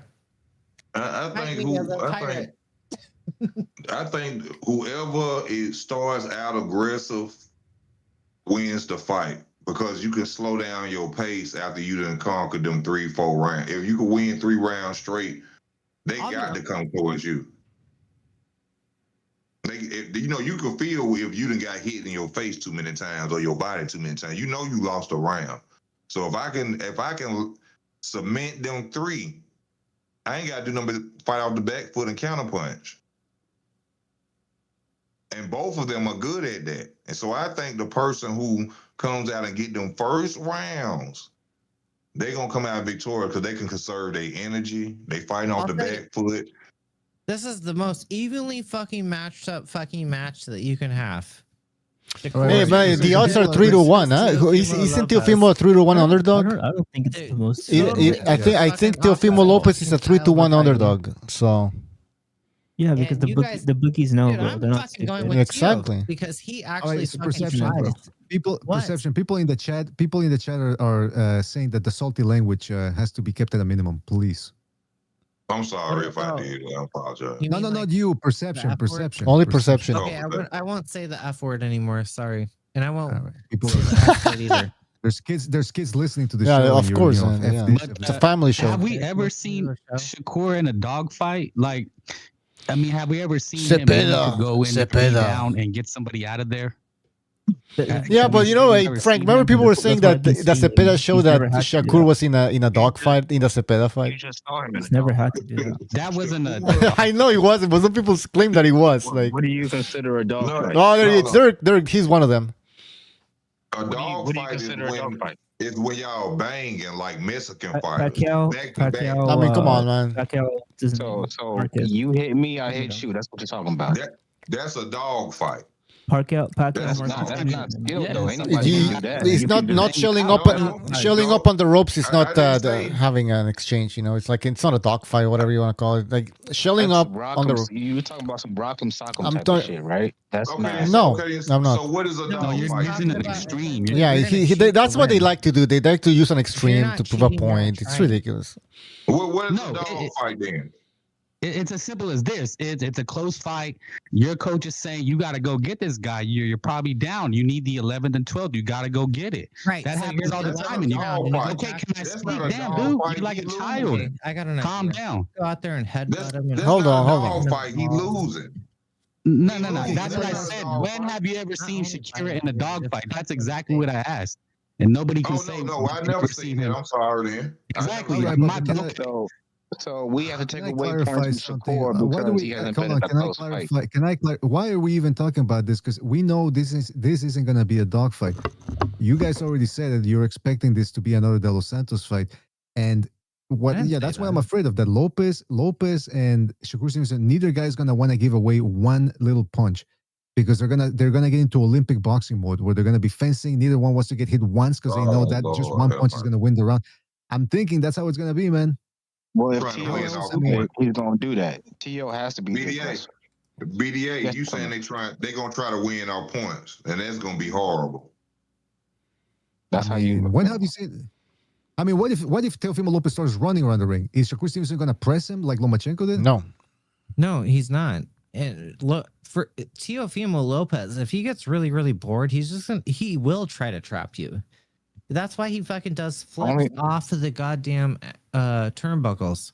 He just goes. The only way Teofimo to win this fight is to knock out Shakur Stevenson. But why does Lopez have to go on the offensive? Why does Lopez have to? Why does Lopez have to go on the offensive? Why can't he run around the ring and make? Because that's the only way for him to win, Mr. BDA. That's why. Wait, what if he outboxes and out jabs him? Does he win that way? Hold on. Let me cook real quick. Wait, he's not gonna outbox Shakur Stevenson. But his what if only he way does, to win is though? to It go can after. happen. Let's say it happens. Would he No, win? it's not going to happen. That he has to. He has to go after. Listen. This is a more specific question. This is a more specific question. This is a more specific question. If Lopez starts running around the ring and now Shakur Stevenson has to cut the ring up, the earmuffs up, and walking down, can he do that? No. Lopez No. not run. So why shouldn't Lopez do that? He should. I guarantee you, he's not gonna fucking run. Tio, that's not doing his character. Why would he do that? He's not a bitch because he's not a bitch. He's not a little bitch. You guys aren't worn by the fucking same cloth that Teofimo. Tio has to fight Shakur Stevenson. He cannot come out there trying to show I'm the better boxer. That's how Floyd Mayweather, Devin Haney, and them beat a lot of fighters. Go out there and fight him. Fuck boxing. T.O. is good at fighting. His athleticism, his style. If he go out there with that jab shit, I want to prove I can counter you and shit. T.O., use your athleticism, your jumping in and jumping out ability, and beat on Shakur ass. If he go in there with that boxing shit, he's going to lose. Fight him.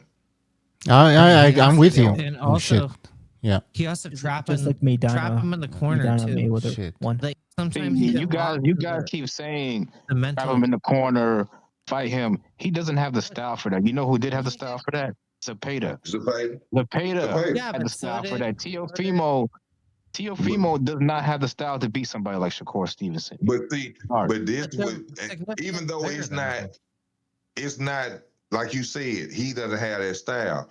But what about when we talk about boxing, a fighter being able to adapt, a fighter watching tape and seeing? What if Teofimo Lopez can adapt to that style and go out there? Bro, he's not going to show something he hasn't already shown before. He didn't adapt against Ortiz.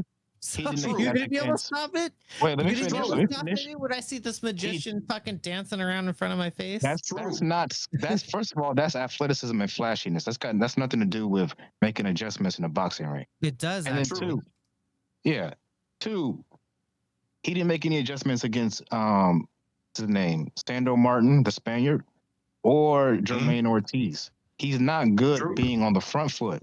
We all know this. He's not a good front foot fighter. Why? That's why I'm asking. Why doesn't Teofimo Lopez get on the back foot and make Shakur Stevenson have to adapt? Saying, bro, he needs to. Oh, that's gonna be a really boring fight there. Yeah, make it boring as fuck.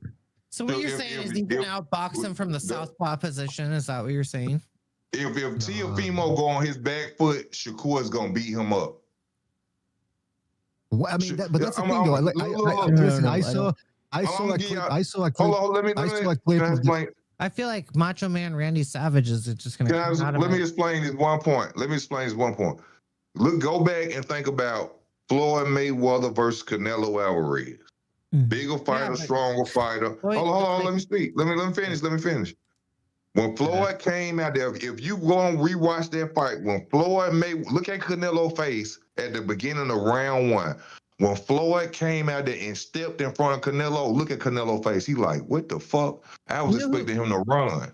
And bro, when's the fucking fight? Hold up. My bad. If Shakur Stevenson go out there as soon as that bell ring and stand in the center ring and stand and look at Shakur and look at Teofimo like, come on, it gonna fuck his head up because they already expecting Shakur to move. That's gonna fuck up the whole. Before that fight happens, hold on. Teofimo Lopez bags up. I swear to God, I'm telling you the he's gonna fuck him up. He's gonna fuck him up. That's what you're saying. if Teofimo Lopez backs up at any point on Shakur, especially in the later rounds, Shakur gonna step to him and beat him up. That's why he has to fight Shakur. Hold up. Check this out, motherfucker. You're talking about Mayweather versus who? Man, we Why is perception so Why you talking about Marvel cartoon characters and shit? We talking about boxing, man. I sent a fucking message to Mayweather directly, and I told him that What make is he sure talking that you about? land the first punch, because usually, and I want you to know, Hey, from last the bottom drink of for my this heart, guy. Manny Pacquiao is a right-handed fucking converted southpaw. All right. Well, listen, I'll say this. Going back to what we're talking about. Yeah, you like if that? Teofimo Lopez, yeah, sure, I love it. Yeah, if Teofimo Lopez gets on the back foot, is what I'm saying. Now it's gonna force Shakur Stevenson to have to go to him, and I've never seen that. I mean, look, De Los Santos in that fight was standing his ground, and it was Shakur Stevenson who was leaping back and running around the ring. And then in the last round, there was a point in which De Los Santos actually leapt back, and Shakur Stevenson missed, and he was looking like how a lot of his opponents look. So that's what I'm saying is, what's good for the goose is good for the gander. Maybe Teofimo Lopez should say, you know what, I'm gonna flip the tables and I'm gonna start moving around the ring and I'm gonna make you come to me. And because again, that's what I was saying. Lomachenko did that to Lopez in the later rounds. I don't know if Shakur Stevenson can do it. Wait, but did he he would actually favor Shakur Stevenson. Yes, against Harry. So what was his name again? At 130. Remember Herring? Yeah.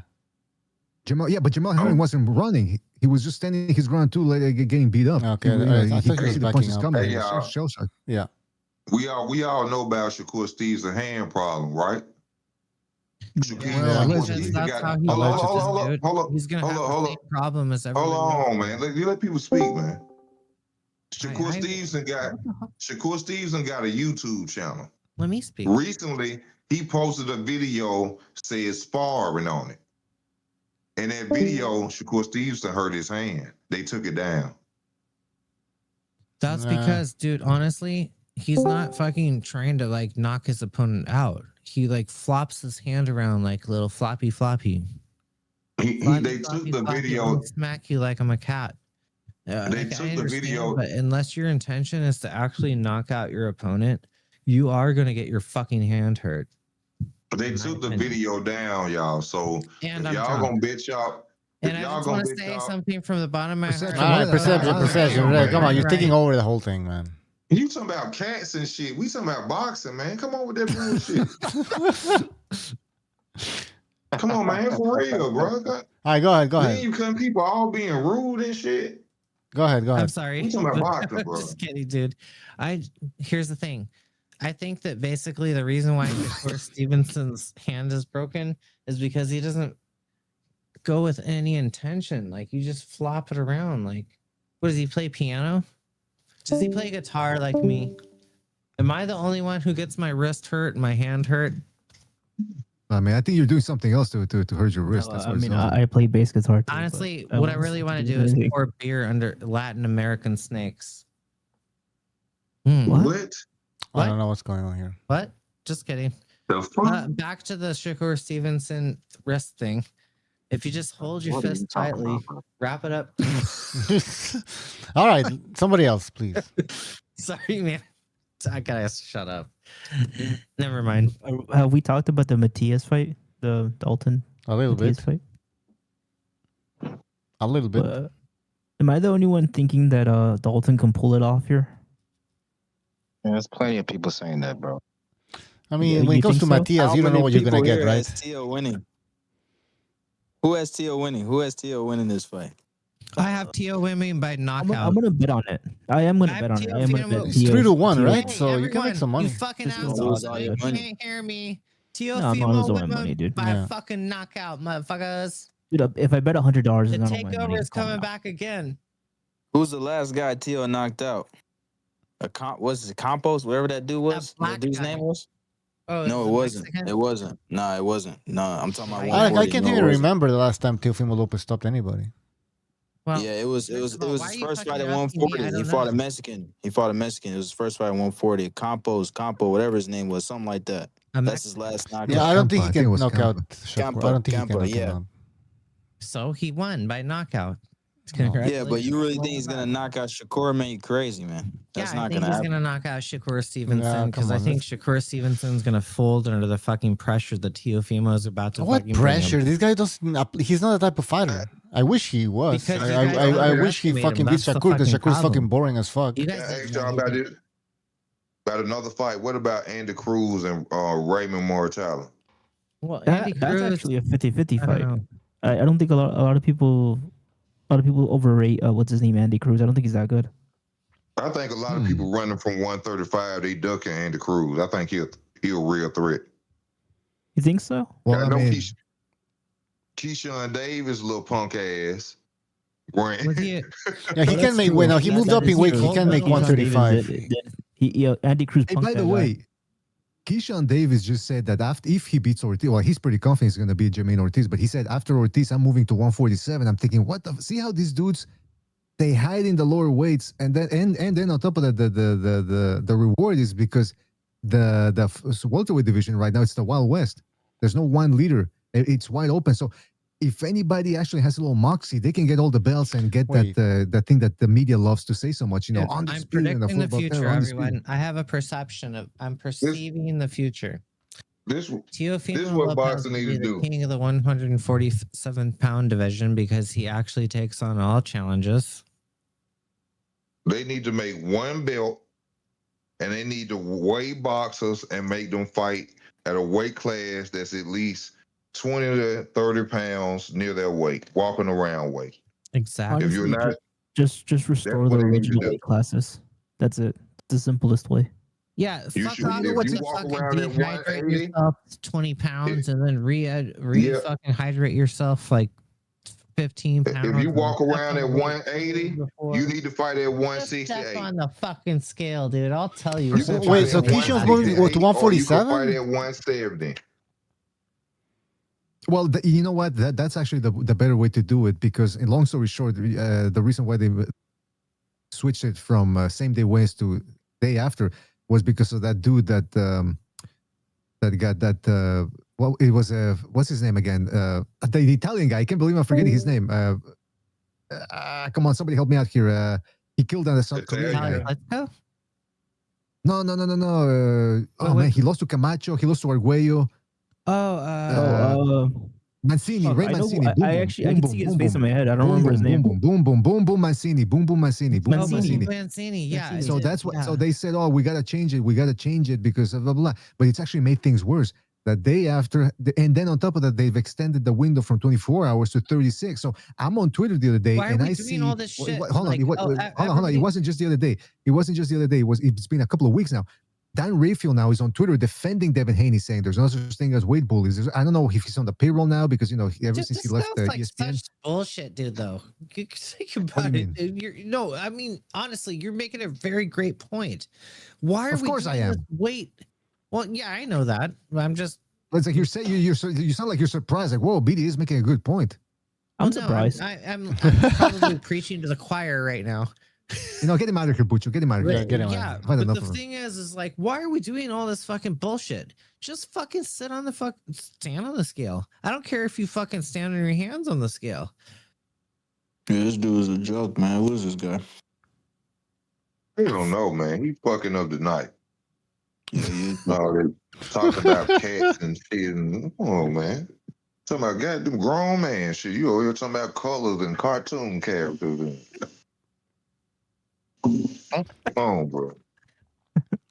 Sorry now he says. Sorry about that. You guys, I have to admit, my name is C Perceptions Music, and I'm an alcoholic. You see what I'm saying? But this is not This is not AA, bro. We're here to talk about boxing. Really? Despite you being an alcoholic, can I ask you a question, dude? Why did you actually have to put your entire caps lock and completely caps lock? What? He says, "Why is your name in all caps?" That's what he says. Exactly. I'm advertising my business. He's yelling. Really? Why don't you go, Cafe Tom and Jerry your ass on out of here? My business, bro. And you, easy fucking boxing. You started to be cool. People are saying the Fruity Boy is ruining the vibe. Yeah, this guy's kind of weird. Bro, you're a fucking weirdo, man. Why are you hating on me trying to fucking make a buck, bro? Why are you hating on me on my fucking here's Bronx, what I bro? think is actually going on. I'm actually a better boxing expert than most of you. So what's your perception? You made some good points despite being an alcoholic. I'll gotta give you that. Thank you, BDA Boxing. I am an alcoholic. I'm in your corner. Sorry about that. All right, but listen, back to the boxing. So we were talking about the same day weigh-ins. The same day weigh-ins, yeah, listen, this whole thing about the 36-hour weigh-ins now, it's been ruining the sport. And of course, most of the fighters would have to move up forget just 2 divisions. Like you take a look at a guy like Richardson Hitchens. Do you guys remember how he looked in his last fight against Kambosos in the build-up to the fight? He looked like a zombie. I have the photo here somewhere. Kambosos is never coming back unless he can figure this shit out. Who? Kambosos. Australia. Hey, man, somebody I don't mean no harm. Somebody get him off the channel. Here's a fight. He fucking up the vibe, man. Can we take a vote? Can we take a vote? He messing up the vibe. Is my microphone too loud? My bad. That's the least of your problems. The people want you out, Perception. It's a mutiny. Should we have a vote? Sing him. I don't suppose it's gonna fucking rain. I'll take a vote. All right, but hold on. Okay, maybe hold on. Listen, guys, maybe you're being a little bit too hard on Perception. Go ahead and do it. You're just fucking exposing the type of bullshit that's Perception. Perception. You can still win him over. It's not over. It's not over yet. You can still win him over. Sing to him. Sing another. Yeah, sing or something. I'm only happy when it rains. Hey, it's feeling like a female on the channel. Ain't no females on here. All this emotional and cat shit and all this X-Men character shit. Hey man, come on, man. Go on, meet yourself and go watch. You didn't even let him finish singing, man. Easy, bro. You didn't even let him finish singing, man. You didn't even let him finish singing. No, man, come on, y'all. Come on. I feel like love tonight. Come on, bro. La, la, la, la, la. You know this one, right? The right notes. Damn, this dude. There you go. We got some backing music. You love me. And then, darling, no Perception, go. Oh, yeah. This is America. This is America. Look what we have done. Think about it. This vote matters the same as you. As your vote, bro. Look what we have done, America. All right. Hey, wait a minute. How do we know Perception is American? Walking in the cold All I gotta say is we November. better not go to war no time soon. Come on, man. I'll give you half of all my shit, easy. I love you. I respect you, bro. But goddamn, I don't want to be on the front line with you. Why not? Wait. You want to share a foxhole with him? Hell no. Fuck up. What do you? I'm sitting there worried about rapid fire, and he come out and talk about a motherfucking X-Man character. I'm gonna shoot him myself. Yo, fucking start shooting everybody. Perception said he'll share his foxhole with you. Pun intended. I don't know what happened. All I know is I seen gunshots. He was over here singing, and some hit him. Have you ever seen Terminator 2? Fucking easy work boxing. Have I ever had what? Have you ever seen Terminator 2? I was born in 1983. That was one of my favorite I'm movies. asking you if you've seen the motherfucking movie. I done seen all the Terminators. Every time if they come out with a Terminator tonight, I'm gonna watch that motherfucker. Remember when fucking Arnold Schwarzenegger came out fucking with a Gatling gun being like, motherfucker, that's me. I understand that, but we talking about boxing. Okay, back to boxing. Yeah, go ahead. So Darren Ennis versus Virgil Ortiz will be like one of the fucking best fights coming 2026, hopefully. Ortiz, Ennis. I'm drunk. Ennis. Who versus? Jaron Ennis. Oh, you mean the duck Virgil Ortiz? That guy? Yeah, he got to sign the I contract. know they're both ducking each other, Dirk. I've proven this. Oh, it's not mutual Dirk ducking. to Dirk. They're literally That ducking night each when other, Boots bro. got in the ring and he stood up there and he did, I said he ducking. I knew then Virgil was ducking. He went to you know how on some let's just say it ain't gotta be just no hood shit. It could be on suburban shit. Somebody scared of somebody catch you outside and they step to you face saying, "What's that shit you said?" Virgil Ortiz went to recount statements and explain. I said, he ducking. Jaron's gonna Everybody on my channel was mad at me. Oh, no, he's not. No, he's not. He explaining. You see, Boo stepped in his face and said, "Come on, let's fight. Let's do this. Let's sign a contract." Virgil Ortiz went to my. I didn't say that. I said, God damn. Yeah, but it's not just that, bro. I mean, words are words, but let's look at the facts. What are the facts? What are the facts? Let me say this one thing. Let me say this. Look at Virgil Ortiz's resume and look how many fighters he fight after coming off a loss. Yeah, but even that, forget all that, look bro. Look at Virgil Ortiz's resume, and damn near everybody with a name, and even who ain't got a name, he only fights fighters when they. But it's not like Crawford. It's not like Crawford destroyed Madrimov or anything. That's not the main thing. Then why he don't want to fight Boots then? I don't know, but he beat Madrimov in a better way than Crawford. That's a big win for Ortiz. That's a big win. He don't see no flaw in Boots. That's why he don't want to fight Boots. I don't know why hasn't Boot fought anybody? Like why did Boot fight this guy? What was his name again? The guy he knocked down in one round, less than a round, basically.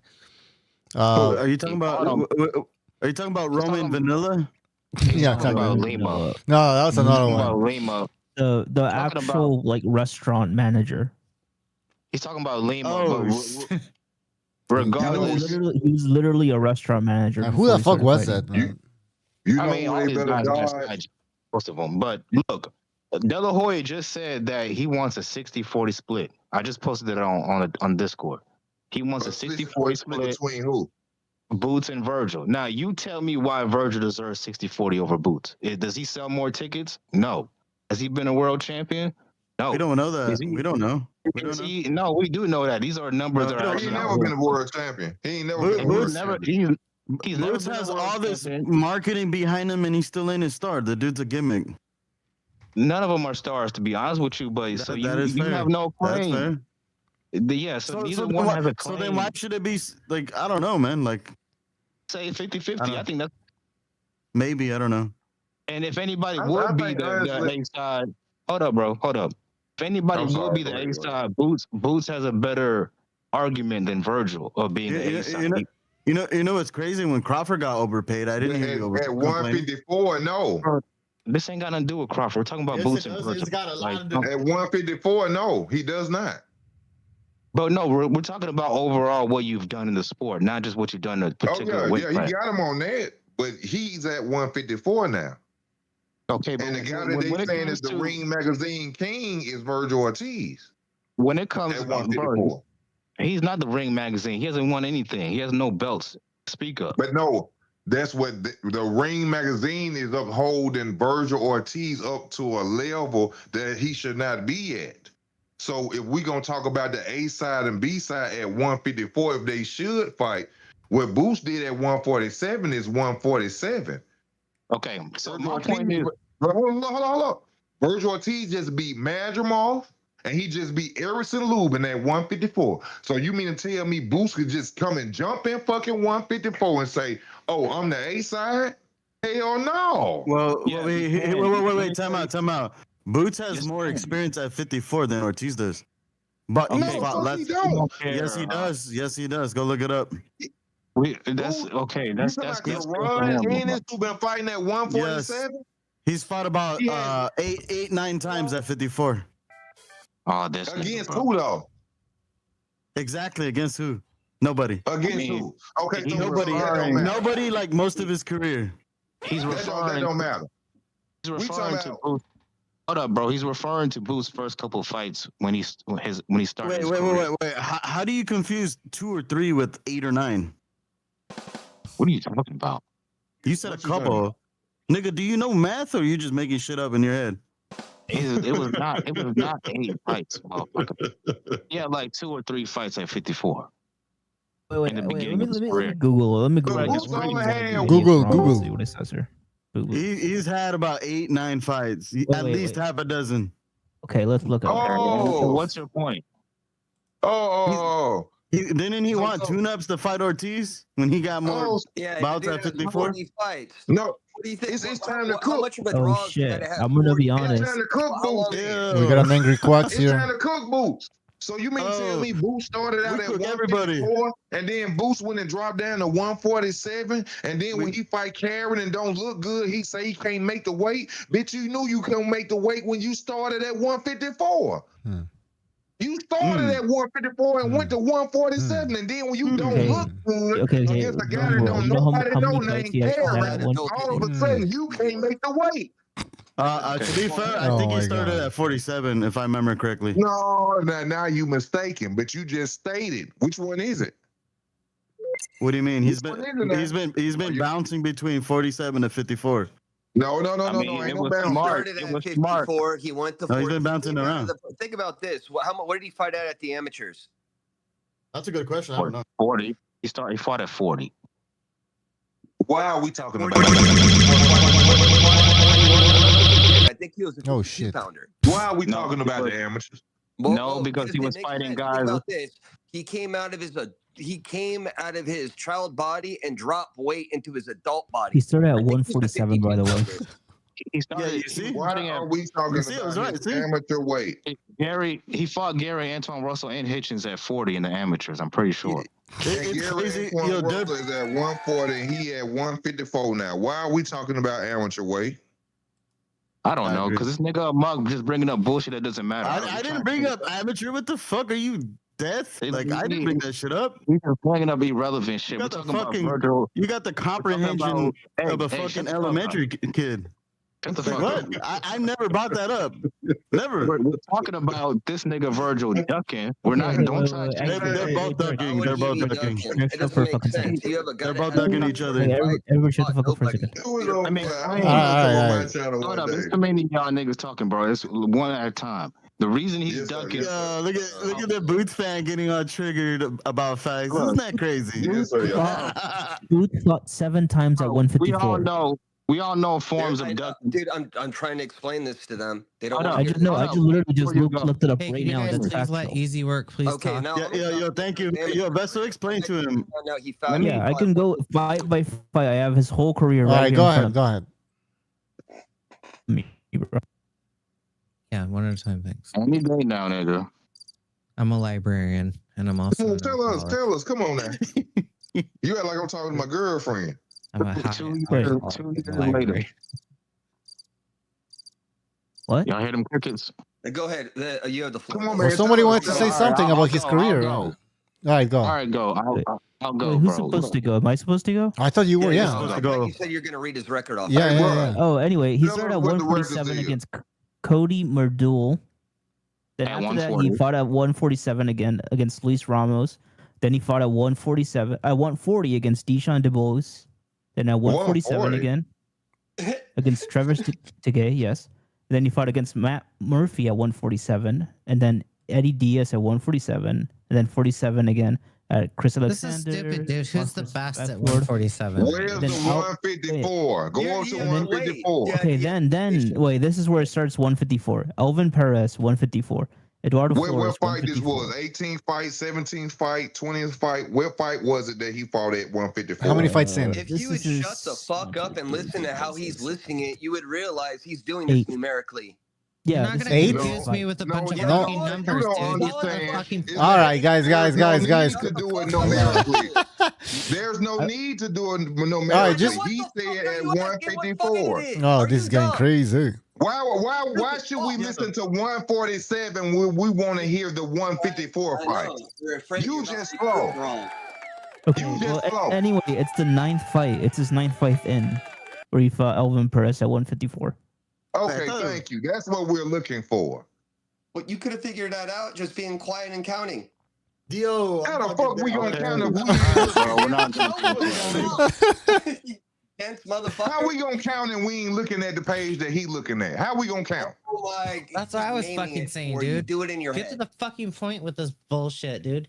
Well, here we are. I honestly fucking want to fucking put this shit together in my fucking head. Continue.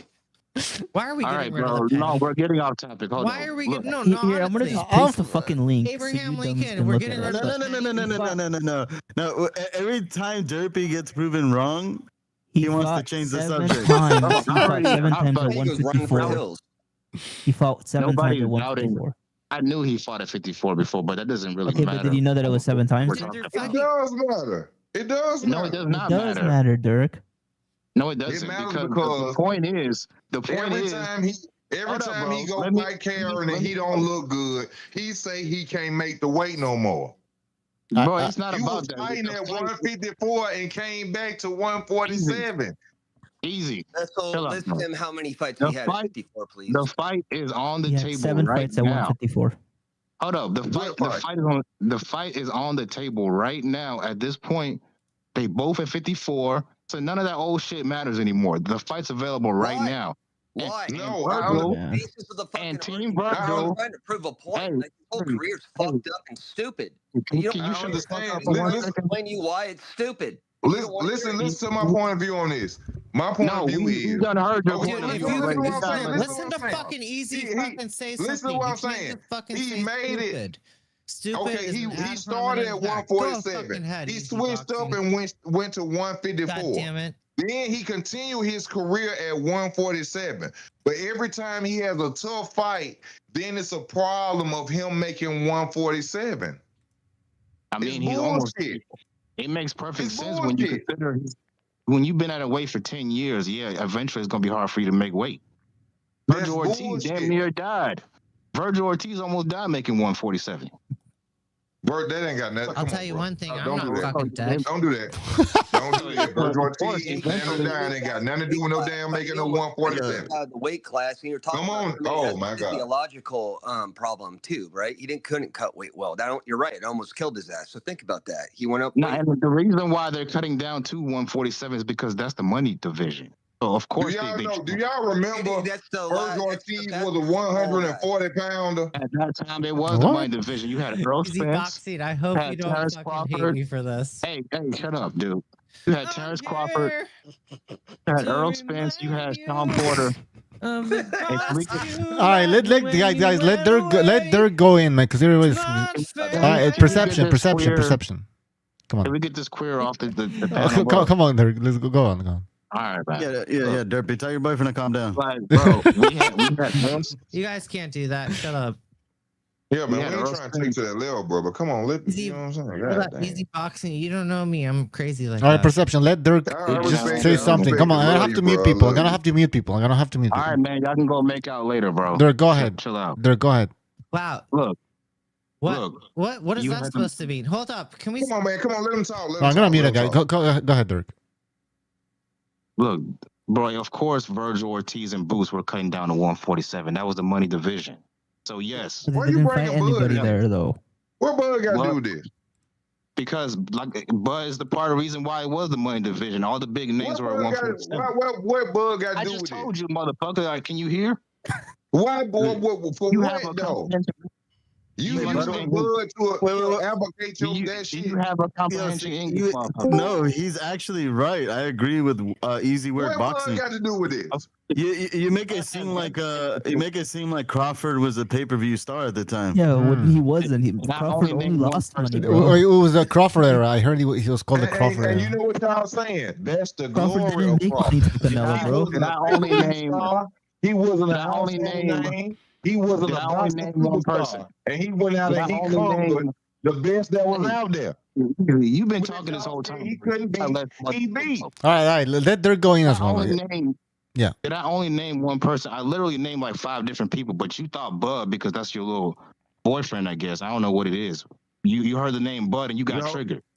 He's the most accomplished in I boxing. literally said Earl Spence first, who's a bigger name than Bud at that time. You a Sean Porter. Yeah, you had at Keith that time, Thurman, yes. At that time, yes. You had Keith Thurman. You had Danny Garcia. You Yeah, had, but did Boots fight any of those had- guys? hey, Yeah, Manny Pacquiao. Oh, damn. Oh, shit. Let me say this. Yeah. Keith Okay. Thurman was Wait, my favorite he fighter. went to the division to fight nobody though. You There. pretty much just named the whole era of dudes that he didn't fight. Congrats. Yeah. No, okay, they tried. Neither of them fought him for a reason. Virgil didn't get those fights. Oh, here comes the excuses. He's on the back foot now. Scared. I know. Just name as many boxers as you can name. Everybody was living in abject fear of this fucking asshole. Can you imagine? Oh my God, Okay, Quacks. did you notice that Virgil didn't get any of those fights either? Yeah, exactly. Stupid. Yeah, he also spent 2 years. Oh, they being saying sick. that Bud What was Duck, Keith Thurman them. Next time you try to butt in and say something, motherfucker, why don't you do some research? Stupid motherfucker. They trying to say Bud Duck, Keith Thurman them.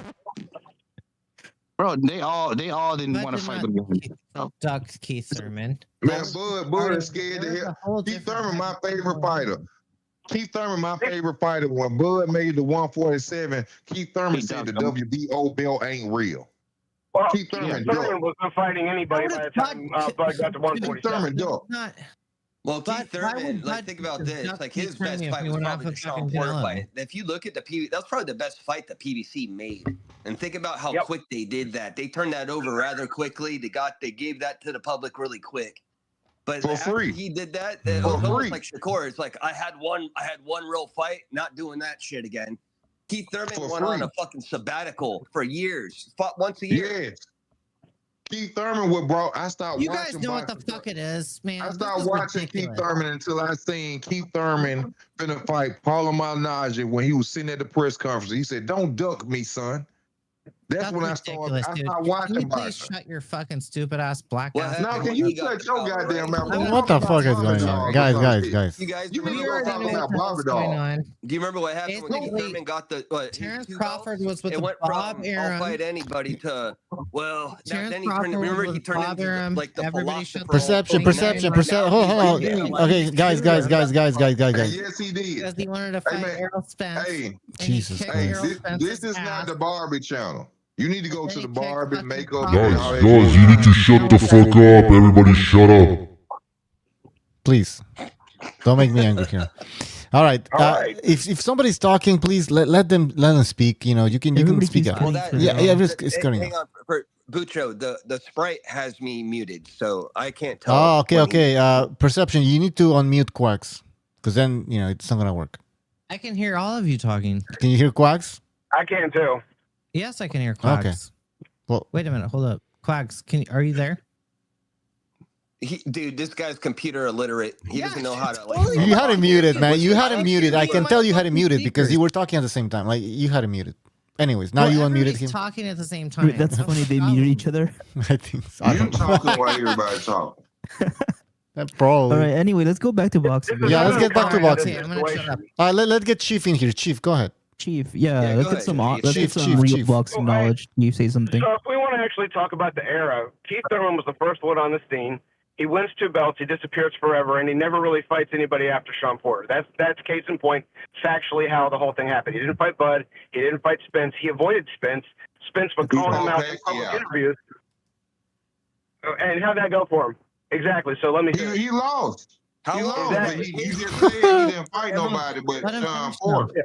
Let him finish his point. Yeah, so exactly. So he takes a sabbatical. He comes back and he loses to a guy 10 years older than him. So he did, and like I said, he was called out many times by Errol Spence and wouldn't fight him. So oh my God. Can I go in on this, y'all? Please. Well, let him finish. Let him finish. You can go in as soon as I'm done. Actually, let him finish the point, and then Easy, you go after. Yeah. And if you can take your time on trying to break it down, you're not going to win because Keith Thurman did not accept a single challenge from Errol Spence. That's okay, can I go now? Well, yeah, sure. You go ahead and go because I can't wait to hear what you're going to have to respond to that since they never okay. See, these are the guys who come in on channels because they see their favorite rappers and shit in their favorite fight. Okay, let me tell you what happened. Okay, sure. In this situation, tell me the background to what happened. Tell me behind the scenes to what happened because what happened. Let easy work. You had your fucking turn. Let him. All right, easy work. Let me talk. All right, because you're trying to say behind the scenes like I be there with them behind the scenes. No, I'm telling you what I watched. See, there you go again. You gonna let me talk? I'm gonna do this all night because I can do it all night. No, you can't do it all night. All right, guys, one at a time. Easy. That's why you don't want me to Shut talk. the fucking hell up and let fucking Easy go. All right, easy. That's why he don't want me to talk, because he know I'm finna destroy this little theory that he got. First of all, go ahead. Keith Thurman was Floyd Mayweather's mandatory. Keith Thurman was Floyd Mayweather's mandatory for a year, almost 2 years. When Floyd Mayweather Shut the fuck up, dude. When Floyd Mayweather went and sparred with Errol Spence in his gym, when he said the young boy gave him good work and blacked his eye, that's when Errol Spence's name went up for. Errol Spence won nothing but 15 to 17-0 when Floyd mentioned Errol Spence's name. Keith Thurman was Floyd's mandatory. Floyd Mayweather, this when Errol Spence got hot, when Floyd Mayweather told Keith Thurman, if you fight Errol Spence, then I will fight you. That's when Errol Spence's name got hot, because he blacked Floyd Mayweather's eye. Then they moved Floyd Mayweather up to Super WBA champion. Floyd Mayweather ducked Keith Thurman. He used Errol Spence as a shield. I'm not. Yeah, and this has what does this have to do with Spence and Thurman? But yeah, and that's what you mean. What they got to do with Spence and Thurman? He didn't deserve to fight. Keith Thurman was a unified champion. Listen to me, y'all. Listen to me. Keith Thurman was a unified champion. You telling me I got to fight a boy that's 15 and 16, 17 and older, don't nobody know of, because he blacked your eye when I'm your mandatory? No, because he was number one. Okay. He was number one for the IBF, the other belt Yes. Good job, dude. Right. Good job, Easy. So like he did come there. He had a trinket, right? So it's not like Spence wasn't coming correct. He had a belt. No, he did not. Yeah, he did. He had the IBF. No, he did not. He did not have no belt when they called that shit out. Okay. Hold on. Historically speaking, Thurman had both WBA and IBF. Spence was ranked number one for the IBF when he was calling Thurman out, and Thurman wouldn't fight him. A fact that you forgot to acknowledge. Listen to what I'm saying. Errol Spence did not have any belt when he was sparring Floyd Mayweather when he blacked his eye, and that's when Errol Spence's name first came up, because Floyd Mayweather had a black eye. Let me finish. You cut me off because you know I'm getting in your ass. No, you're really not going very far. Go ahead, dude. You guys don't want to hear what he has to fucking say. That's exactly what's going on right now. People was asking Floyd Mayweather, what? Oh, you got a black eye. Who gave you that black eye? Oh, I got a young fighter in my gym named Errol Spence. He's an Olympian. Young guy coming up in the game. He giving me tough work. Tell Keith Thurman if he want to fight me, he got to go through him first. Errol Spence was 16, 17, and 0. Didn't have now motherfucking title. No. And was the number one contender for the IBF, which Keith Thurman had. What is your You just said he had a belt. You said he had a belt. He didn't have a belt. I never said he had a belt. You just said it. No, I didn't. So you don't even know who you're talking to. I said he did. I didn't realize. I said that he had the IBF. I didn't realize your time frame that you were talking about. So I thought you were referring to. It's the same time. I know I needed Jesus before. Ain't that funny? I explained it the same way, and now you breaking down time frames. You knew you was wrong. Things happen. Things happen over the course of time. You think things. You was wrong. You knew you were wrong when you said it. You're overlooking the mandatory for Keith Thurman was Errol Spence, and Keith Thurman did fight him. Keith Thurman's gonna kick someone. Keith Thurman, ass. Errol Spence was not his mandatory. I think he was Keith Thurman mandatory. That's why when Floyd left that Floyd let go of the WBA Super Belt, they elevated Keith Thurman to the WBA champion. Think about why they wouldn't put him at super champion. They're making room for the regular guy. So he's number one. Not everything, dude. You have to come back to and they elevated him after Floyd was gone. They elevated Keith Thurman right after Floyd left. I can hear myself. It's like you're missing the delineation of process here. He doesn't have his timeline straight. That's the problem. Yeah, I'm gonna say it. I just googled it. Yeah, his timeline is wrong. Keith Thurman was the mandatory for Errol Spence's WBC. You guys, I'm gonna fucking do some jujitsu fucking Errol Spence did not have the WBC belt at that time. What the hell He I was had no fucking belt. talking about? Take fucking Keith Thurman versus Tim Sue. Then how could he be? He had no belt. Why not? How the fuck could he be in Australia? No, he was the mandatory because he had a belt. So what are you saying? doing? What do you? How much do you What feel are like you maybe doing? you're wrong? I'm fucking getting Consider drunk. that. Maybe you're recollecting this improperly. I don't know what the fuck you guys are talking about. It says right here in November 20. It says right here. Go ahead, read it. It says right here in November 2022, the WBC formally ordered Errol Spence Jr. to defend his unified welterweight titles against Keith Thurman, the #1 contender. It was in 2022. 2022 November, yes, sir. Go back and look when Floyd Mayweather had the WBA title or the super welterweight title, and see who was had the regular belt behind that. It was Keith Thurman. 54? You're talking about 54? We talking about 147. Floyd Mayweather ain't never really fought at 154. You said super welterweight. That's 154. You are confusing the fucking shit out of everybody. You don't. You know what super welterweight is? Hey, hollering and cussing. Confusing me, motherfuckers. Hollering and cussing don't make you right. All right, guys. Everybody's going crazy here. Hollering and cussing don't make you right. Everything you said is incorrect. Super welterweight. Everything I said is incorrect, even though I was correct. Yeah, we're talking about welterweight. Yeah, we're going back with everybody right now. You have all think about this. Your timeline is irrelevant because you're talking about the wrong fucking weight class. Yes. No, you don't know what the fuck you're talking about. Oh my god. That's the problem. What do you mean? We were talking about 147. Crazy. Keith Thurman and Floyd Mayweather were at 147 at the same time. Keith Thurman and Floyd Mayweather have never been at 154 at the same time. You What the said fuck are you super talking welterweight about? probably 4 times. What are you I talking don't think about? you understand what the fuck that means. You said welterweight multiple times. Somebody Why tell him. are we fucking arguing? Dude, hold up. Easy boxing. Somebody tell him. 147 weight class. Boxing. Dude, you need to save yourself. You don't understand. You fucked up your entire classification with your argument. You're not even arguing from the right standpoint. You fucking sounds like one step to be closer to a I have to give it a fucking chance. sorry You to picked say the it, wrong but listen to fucking timeline the here, bro. men in the fucking room talk about boxing. You were taking the wrong timeline. We were talking about You 147. said the wrong timeline and then double down on it. That's what happened. We're talking about Keith Thurman and Floyd Mayweather at 147. Let me finish. There was never a fight for Keith Thurman at 154 against Floyd Mayweather. You talking bullshit. You don't know what you're talking about. No, you're the one that said super welterweight. Those leads. I never said super welterweight. That was your terminology. You're fucking with everybody. I never You don't have to argue about who said what, No, you when, did. and where. I never said super Hold on, welterweight. it's recorded on here, dummy. I never said super welterweight. Really?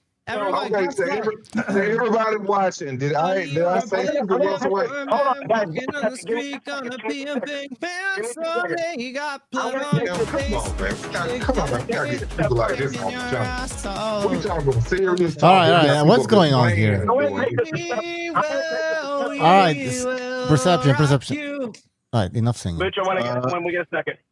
I'm going to take this a step further and tell you what you meant to say.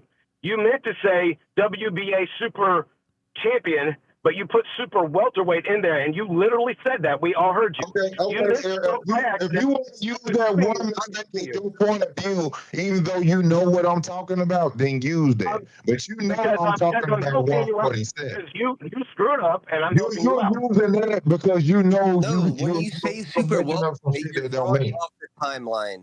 What I'm doing is, you're completely throwing the timeline off. So I helped you.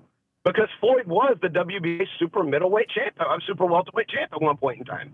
He was. And you said WBA super welterweight champ.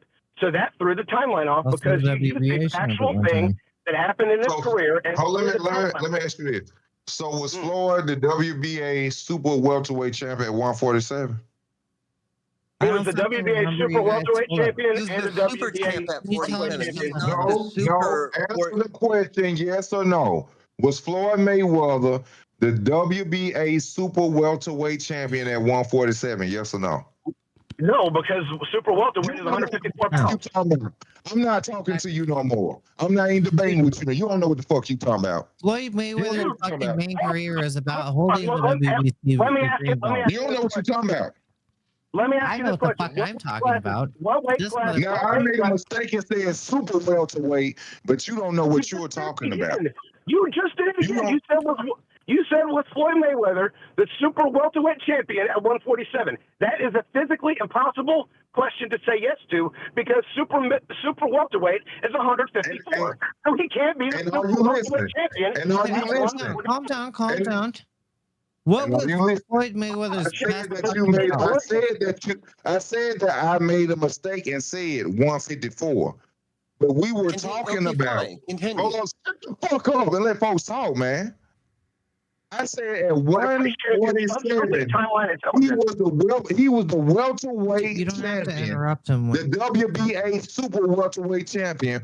When Keith Thurman wanted to fight Floyd at 147, they elevated Floyd to 147 super. That's because of the WBC. Oh, and that's where y'all getting it wrong at. Well, see, this how I know y'all don't know shit about boxing. One, you keep saying he already had what they call super belt. Y'all thinking I'm talking about super welterweight. I'm talking about the super belt like the super. And that's how you worded it, and that's why you fucked everybody up. So, and you said already that you didn't mean to do that. Fine, that's good. About super they don't know what they talking about. See, this is what I'm talking about. We gotta get people like this off boxing channels.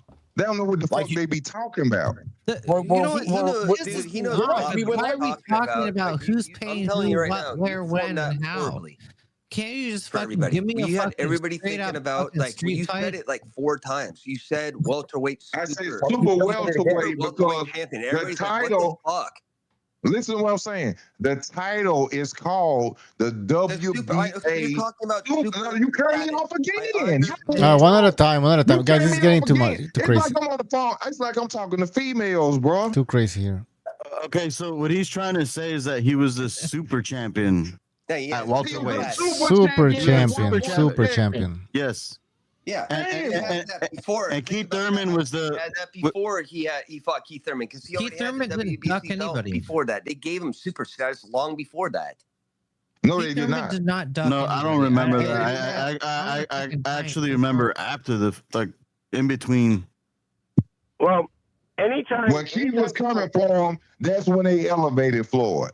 When Keith was hollering his name, and that's what Floyd said, no, I'm not going to fight you. If you fight this young dog, this young lion named Errol Spence Jr., who was 17 to 16 to 15 and old, who didn't have a fucking title, nobody knew Errol Spence. That's why people was looking at, who the fuck is Floyd ducking?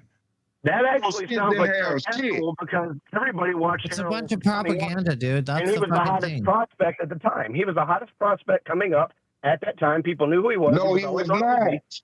Yes, we only heard about Errol Spence. We only heard about Errol Spence when Mayweather mentioned his name. He beat You didn't know who he was before he mentioned his name.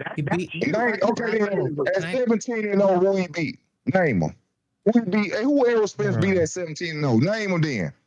So you want me to go through his whole career? No. Don't switch it up. Name a fighter that Errol Spence beat. Name a fighter that Errol Spence beat at 17 and 0. Name him. I don't remember everybody fought. Who do you think you're talking to? Name them. Don't get in your emotions. Don't get in your emotions. Name a fighter that Errol beat at 17 and 0, 15 and 0. The other thing, you guys, even when he's Errol Spence fucking fought Danny Garcia fucking kind of held his own. If you look at the end of that fucking fight, he did try to come on a little bit. I've been saying that for years. Now, okay, here's the thing. I knew Errol coming out of the Olympics. I watched his fights on TV. I follow boxing at a. Okay, come on, man. Just let him fucking. You saying that just to say that? No, bro. If you know about boxing, Errol was considered one of the best prospects coming out of his class. He's lying. You're lying. My friend, I've forgotten more about boxing. Dude, fucking just take him at his word. Everybody's lying. No. Errol Spence was considered like one of the top. How old are you? You gotta talking to me. How old are you? He was like easily top 3, bro. Silver in the Olympics. How old are you? Highly touted prospect. Come on. How old are you? Let him fucking talk, please. Hey, how old are you, bro? I was alive for Ali Foreman. How old does that make me? How old? Tell your age. How old are you? Yeah, I just gave you a year. He's older than you, I man. just gave you a year. You see what I'm saying? Chief's the oldest one. You see what I'm here, I saying? think. This dude is an habitual liar. I'm the oldest one on the panel. Yeah. He's a habitual liar. He can't even tell how old he is. He's a liar. No, I'm giving you a time frame, and I don't have to tell you. How old are you? How old are you? I'm 42 years old, born August 25th, 1983. It's me. I'm older than you. How old are you, and what is your date of birth? I've been trying to say that, but I've been talking How about old it. are you, and what is your date of birth? He wants your zodiac sign as well. Yeah, I know. How old are you? Give you 4 digits. What's your favorite color? You see what I'm saying? He is not gonna tell you. He's older. He's older than you. He's older than you. I don't know by how much, but he's older than What is you. your age? Older than you. I was alive when Nixon was president. Hey guys, put You can say that. You can say that. Chief voted for You can say that. Well, he'll give you a number. You wouldn't even believe him. So what's the point? Actually, get rid of the decimal point. He's a liar. We don't have PEDs anymore. And He's a liar. All right. We're just repeating You're a liar, ourselves. but you haven't got a single timeline straight tonight. He's a liar. He wasn't born nowhere shitting than no Nixon. Stop lying. Anyways, we're not gonna go anywhere with this. Stop lying. That shit's sad as hell. No, let's change it. So tell me. When I was born around the time that you sound younger than me. You was probably born in 94, 95. That means he's gonna live longer. Think about that. He is older. Fuck outta He here. sounds younger. What does that You don't even know what he's talking about, man. See, Well, you might be dropping dead tomorrow. Think about what these dudes should not be on boxing Your channels. days are numbered. What do you think? Whose days are numbered? Yours, possibly. You sound old. Yours. 42. You sound like you're 80. I thought we was talking about boxing. Oh, now you don't like that shit, do you? Good bitch. No, I know. Okay, hold up. You're talking shit about 42. No. I hope Bernard Hopkins comes out of his fucking grave. Let me tell you something, young man. I'm What? survived a life. Young man. I'm 42 years old, and everything I stay at my own shit. Don't no woman take care of me, nothing like that. I take care of me. Puberty ass motherfucking bitch. I got a really good question. Make it to 42. I got a really good question. Let's get this timeline straight. Just me and you. All right. Now we're gonna have a tendency to interrupt each other because I know that I've talked over you and you've talked over me. So I'll be patient with the whole thing. But let's go over this timeline again. It sounds like you're on fucking speed.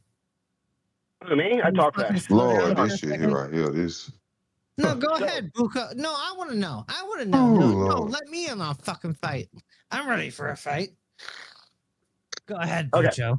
America.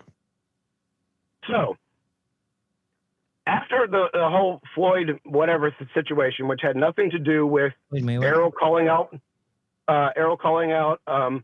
Thurman, when Thurman was the unified champion, which you acknowledged that he was, where was Spence ranked at that time? All right, please, no singing. We had enough singing. All right. Green under my feet, sweet sense of aliens yawn. All right, enough. No. Okay.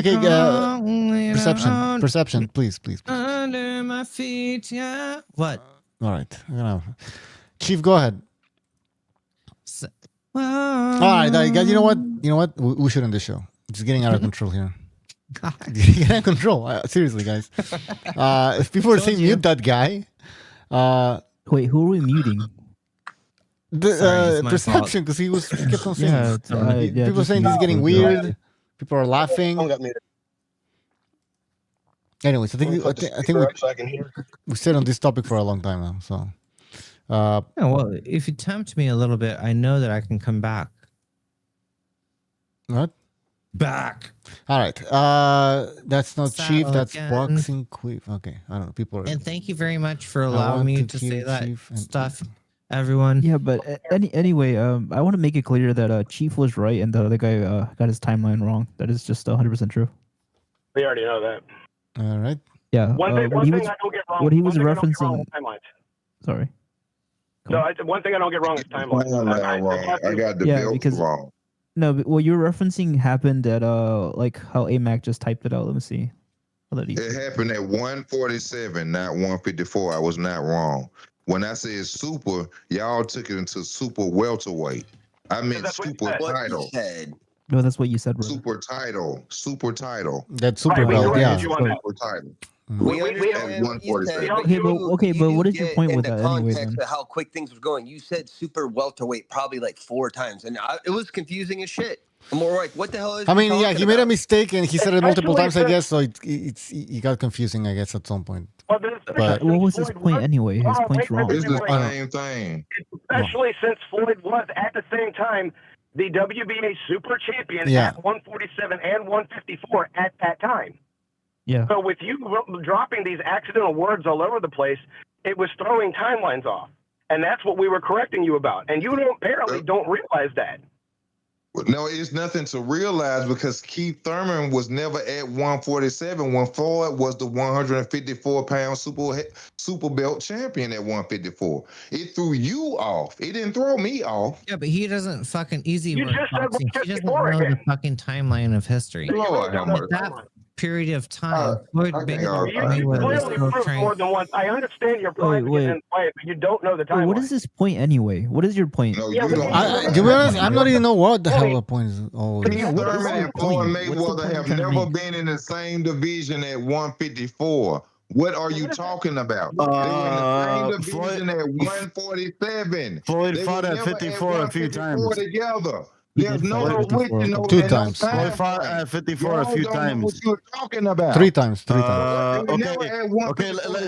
let me list it. When he fought Canelo, De La La Hoya, Hoya, I believe, and Cotto. And Cotto, right? Yeah. Yeah, see, that's a few times. I was right. Bam. Wait, are you serious? So what does any of that? Yeah, Conor McGregor was at 154. Mayweather's career. What the? I forgot about that. So then, yeah, that's not a few times. That's more than a few times. Yeah, and I think he fought one more time. What does any of this have to do with Thurman not? What does it have to do with fucking anything? When Errol Spence was. Why do you sound like you're on a fucking Listen to my logic. Listen to my logic. Listen to my logic.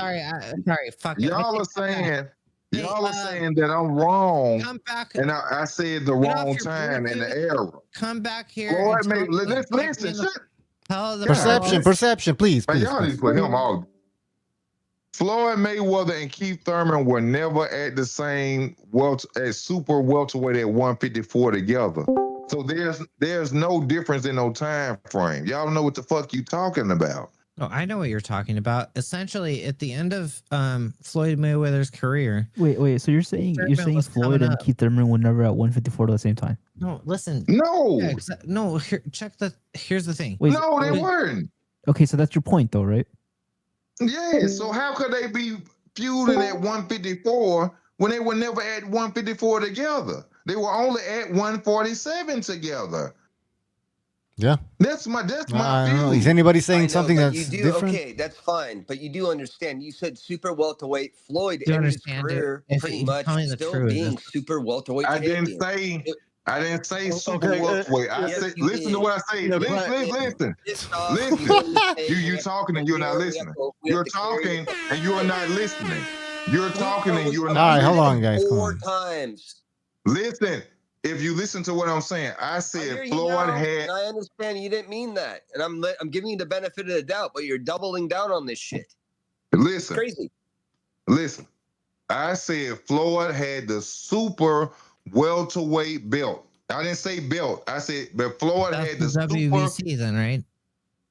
There's no WBC wasn't doing it at this time. The WBC wasn't switching belts into the Devin Haney. What is this? I don't know nothing about boxing. I ain't finna talk to them no more, man. All right, guys. If you want to talk boxing, I can't talk to these dudes. Don't know. For you.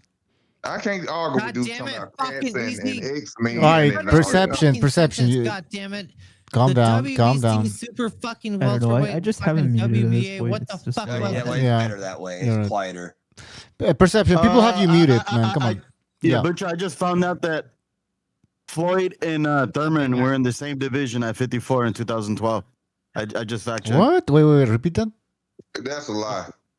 Well, Okay, I think so Thurman did have a no. Thurman. Well, let Amok explain. Amok, what did you find? Amok. Oh, okay, so I found out. Holy shit! I found out that Keith Thurman Why fought. you lying? I found out that Keith Thurman. Are you done?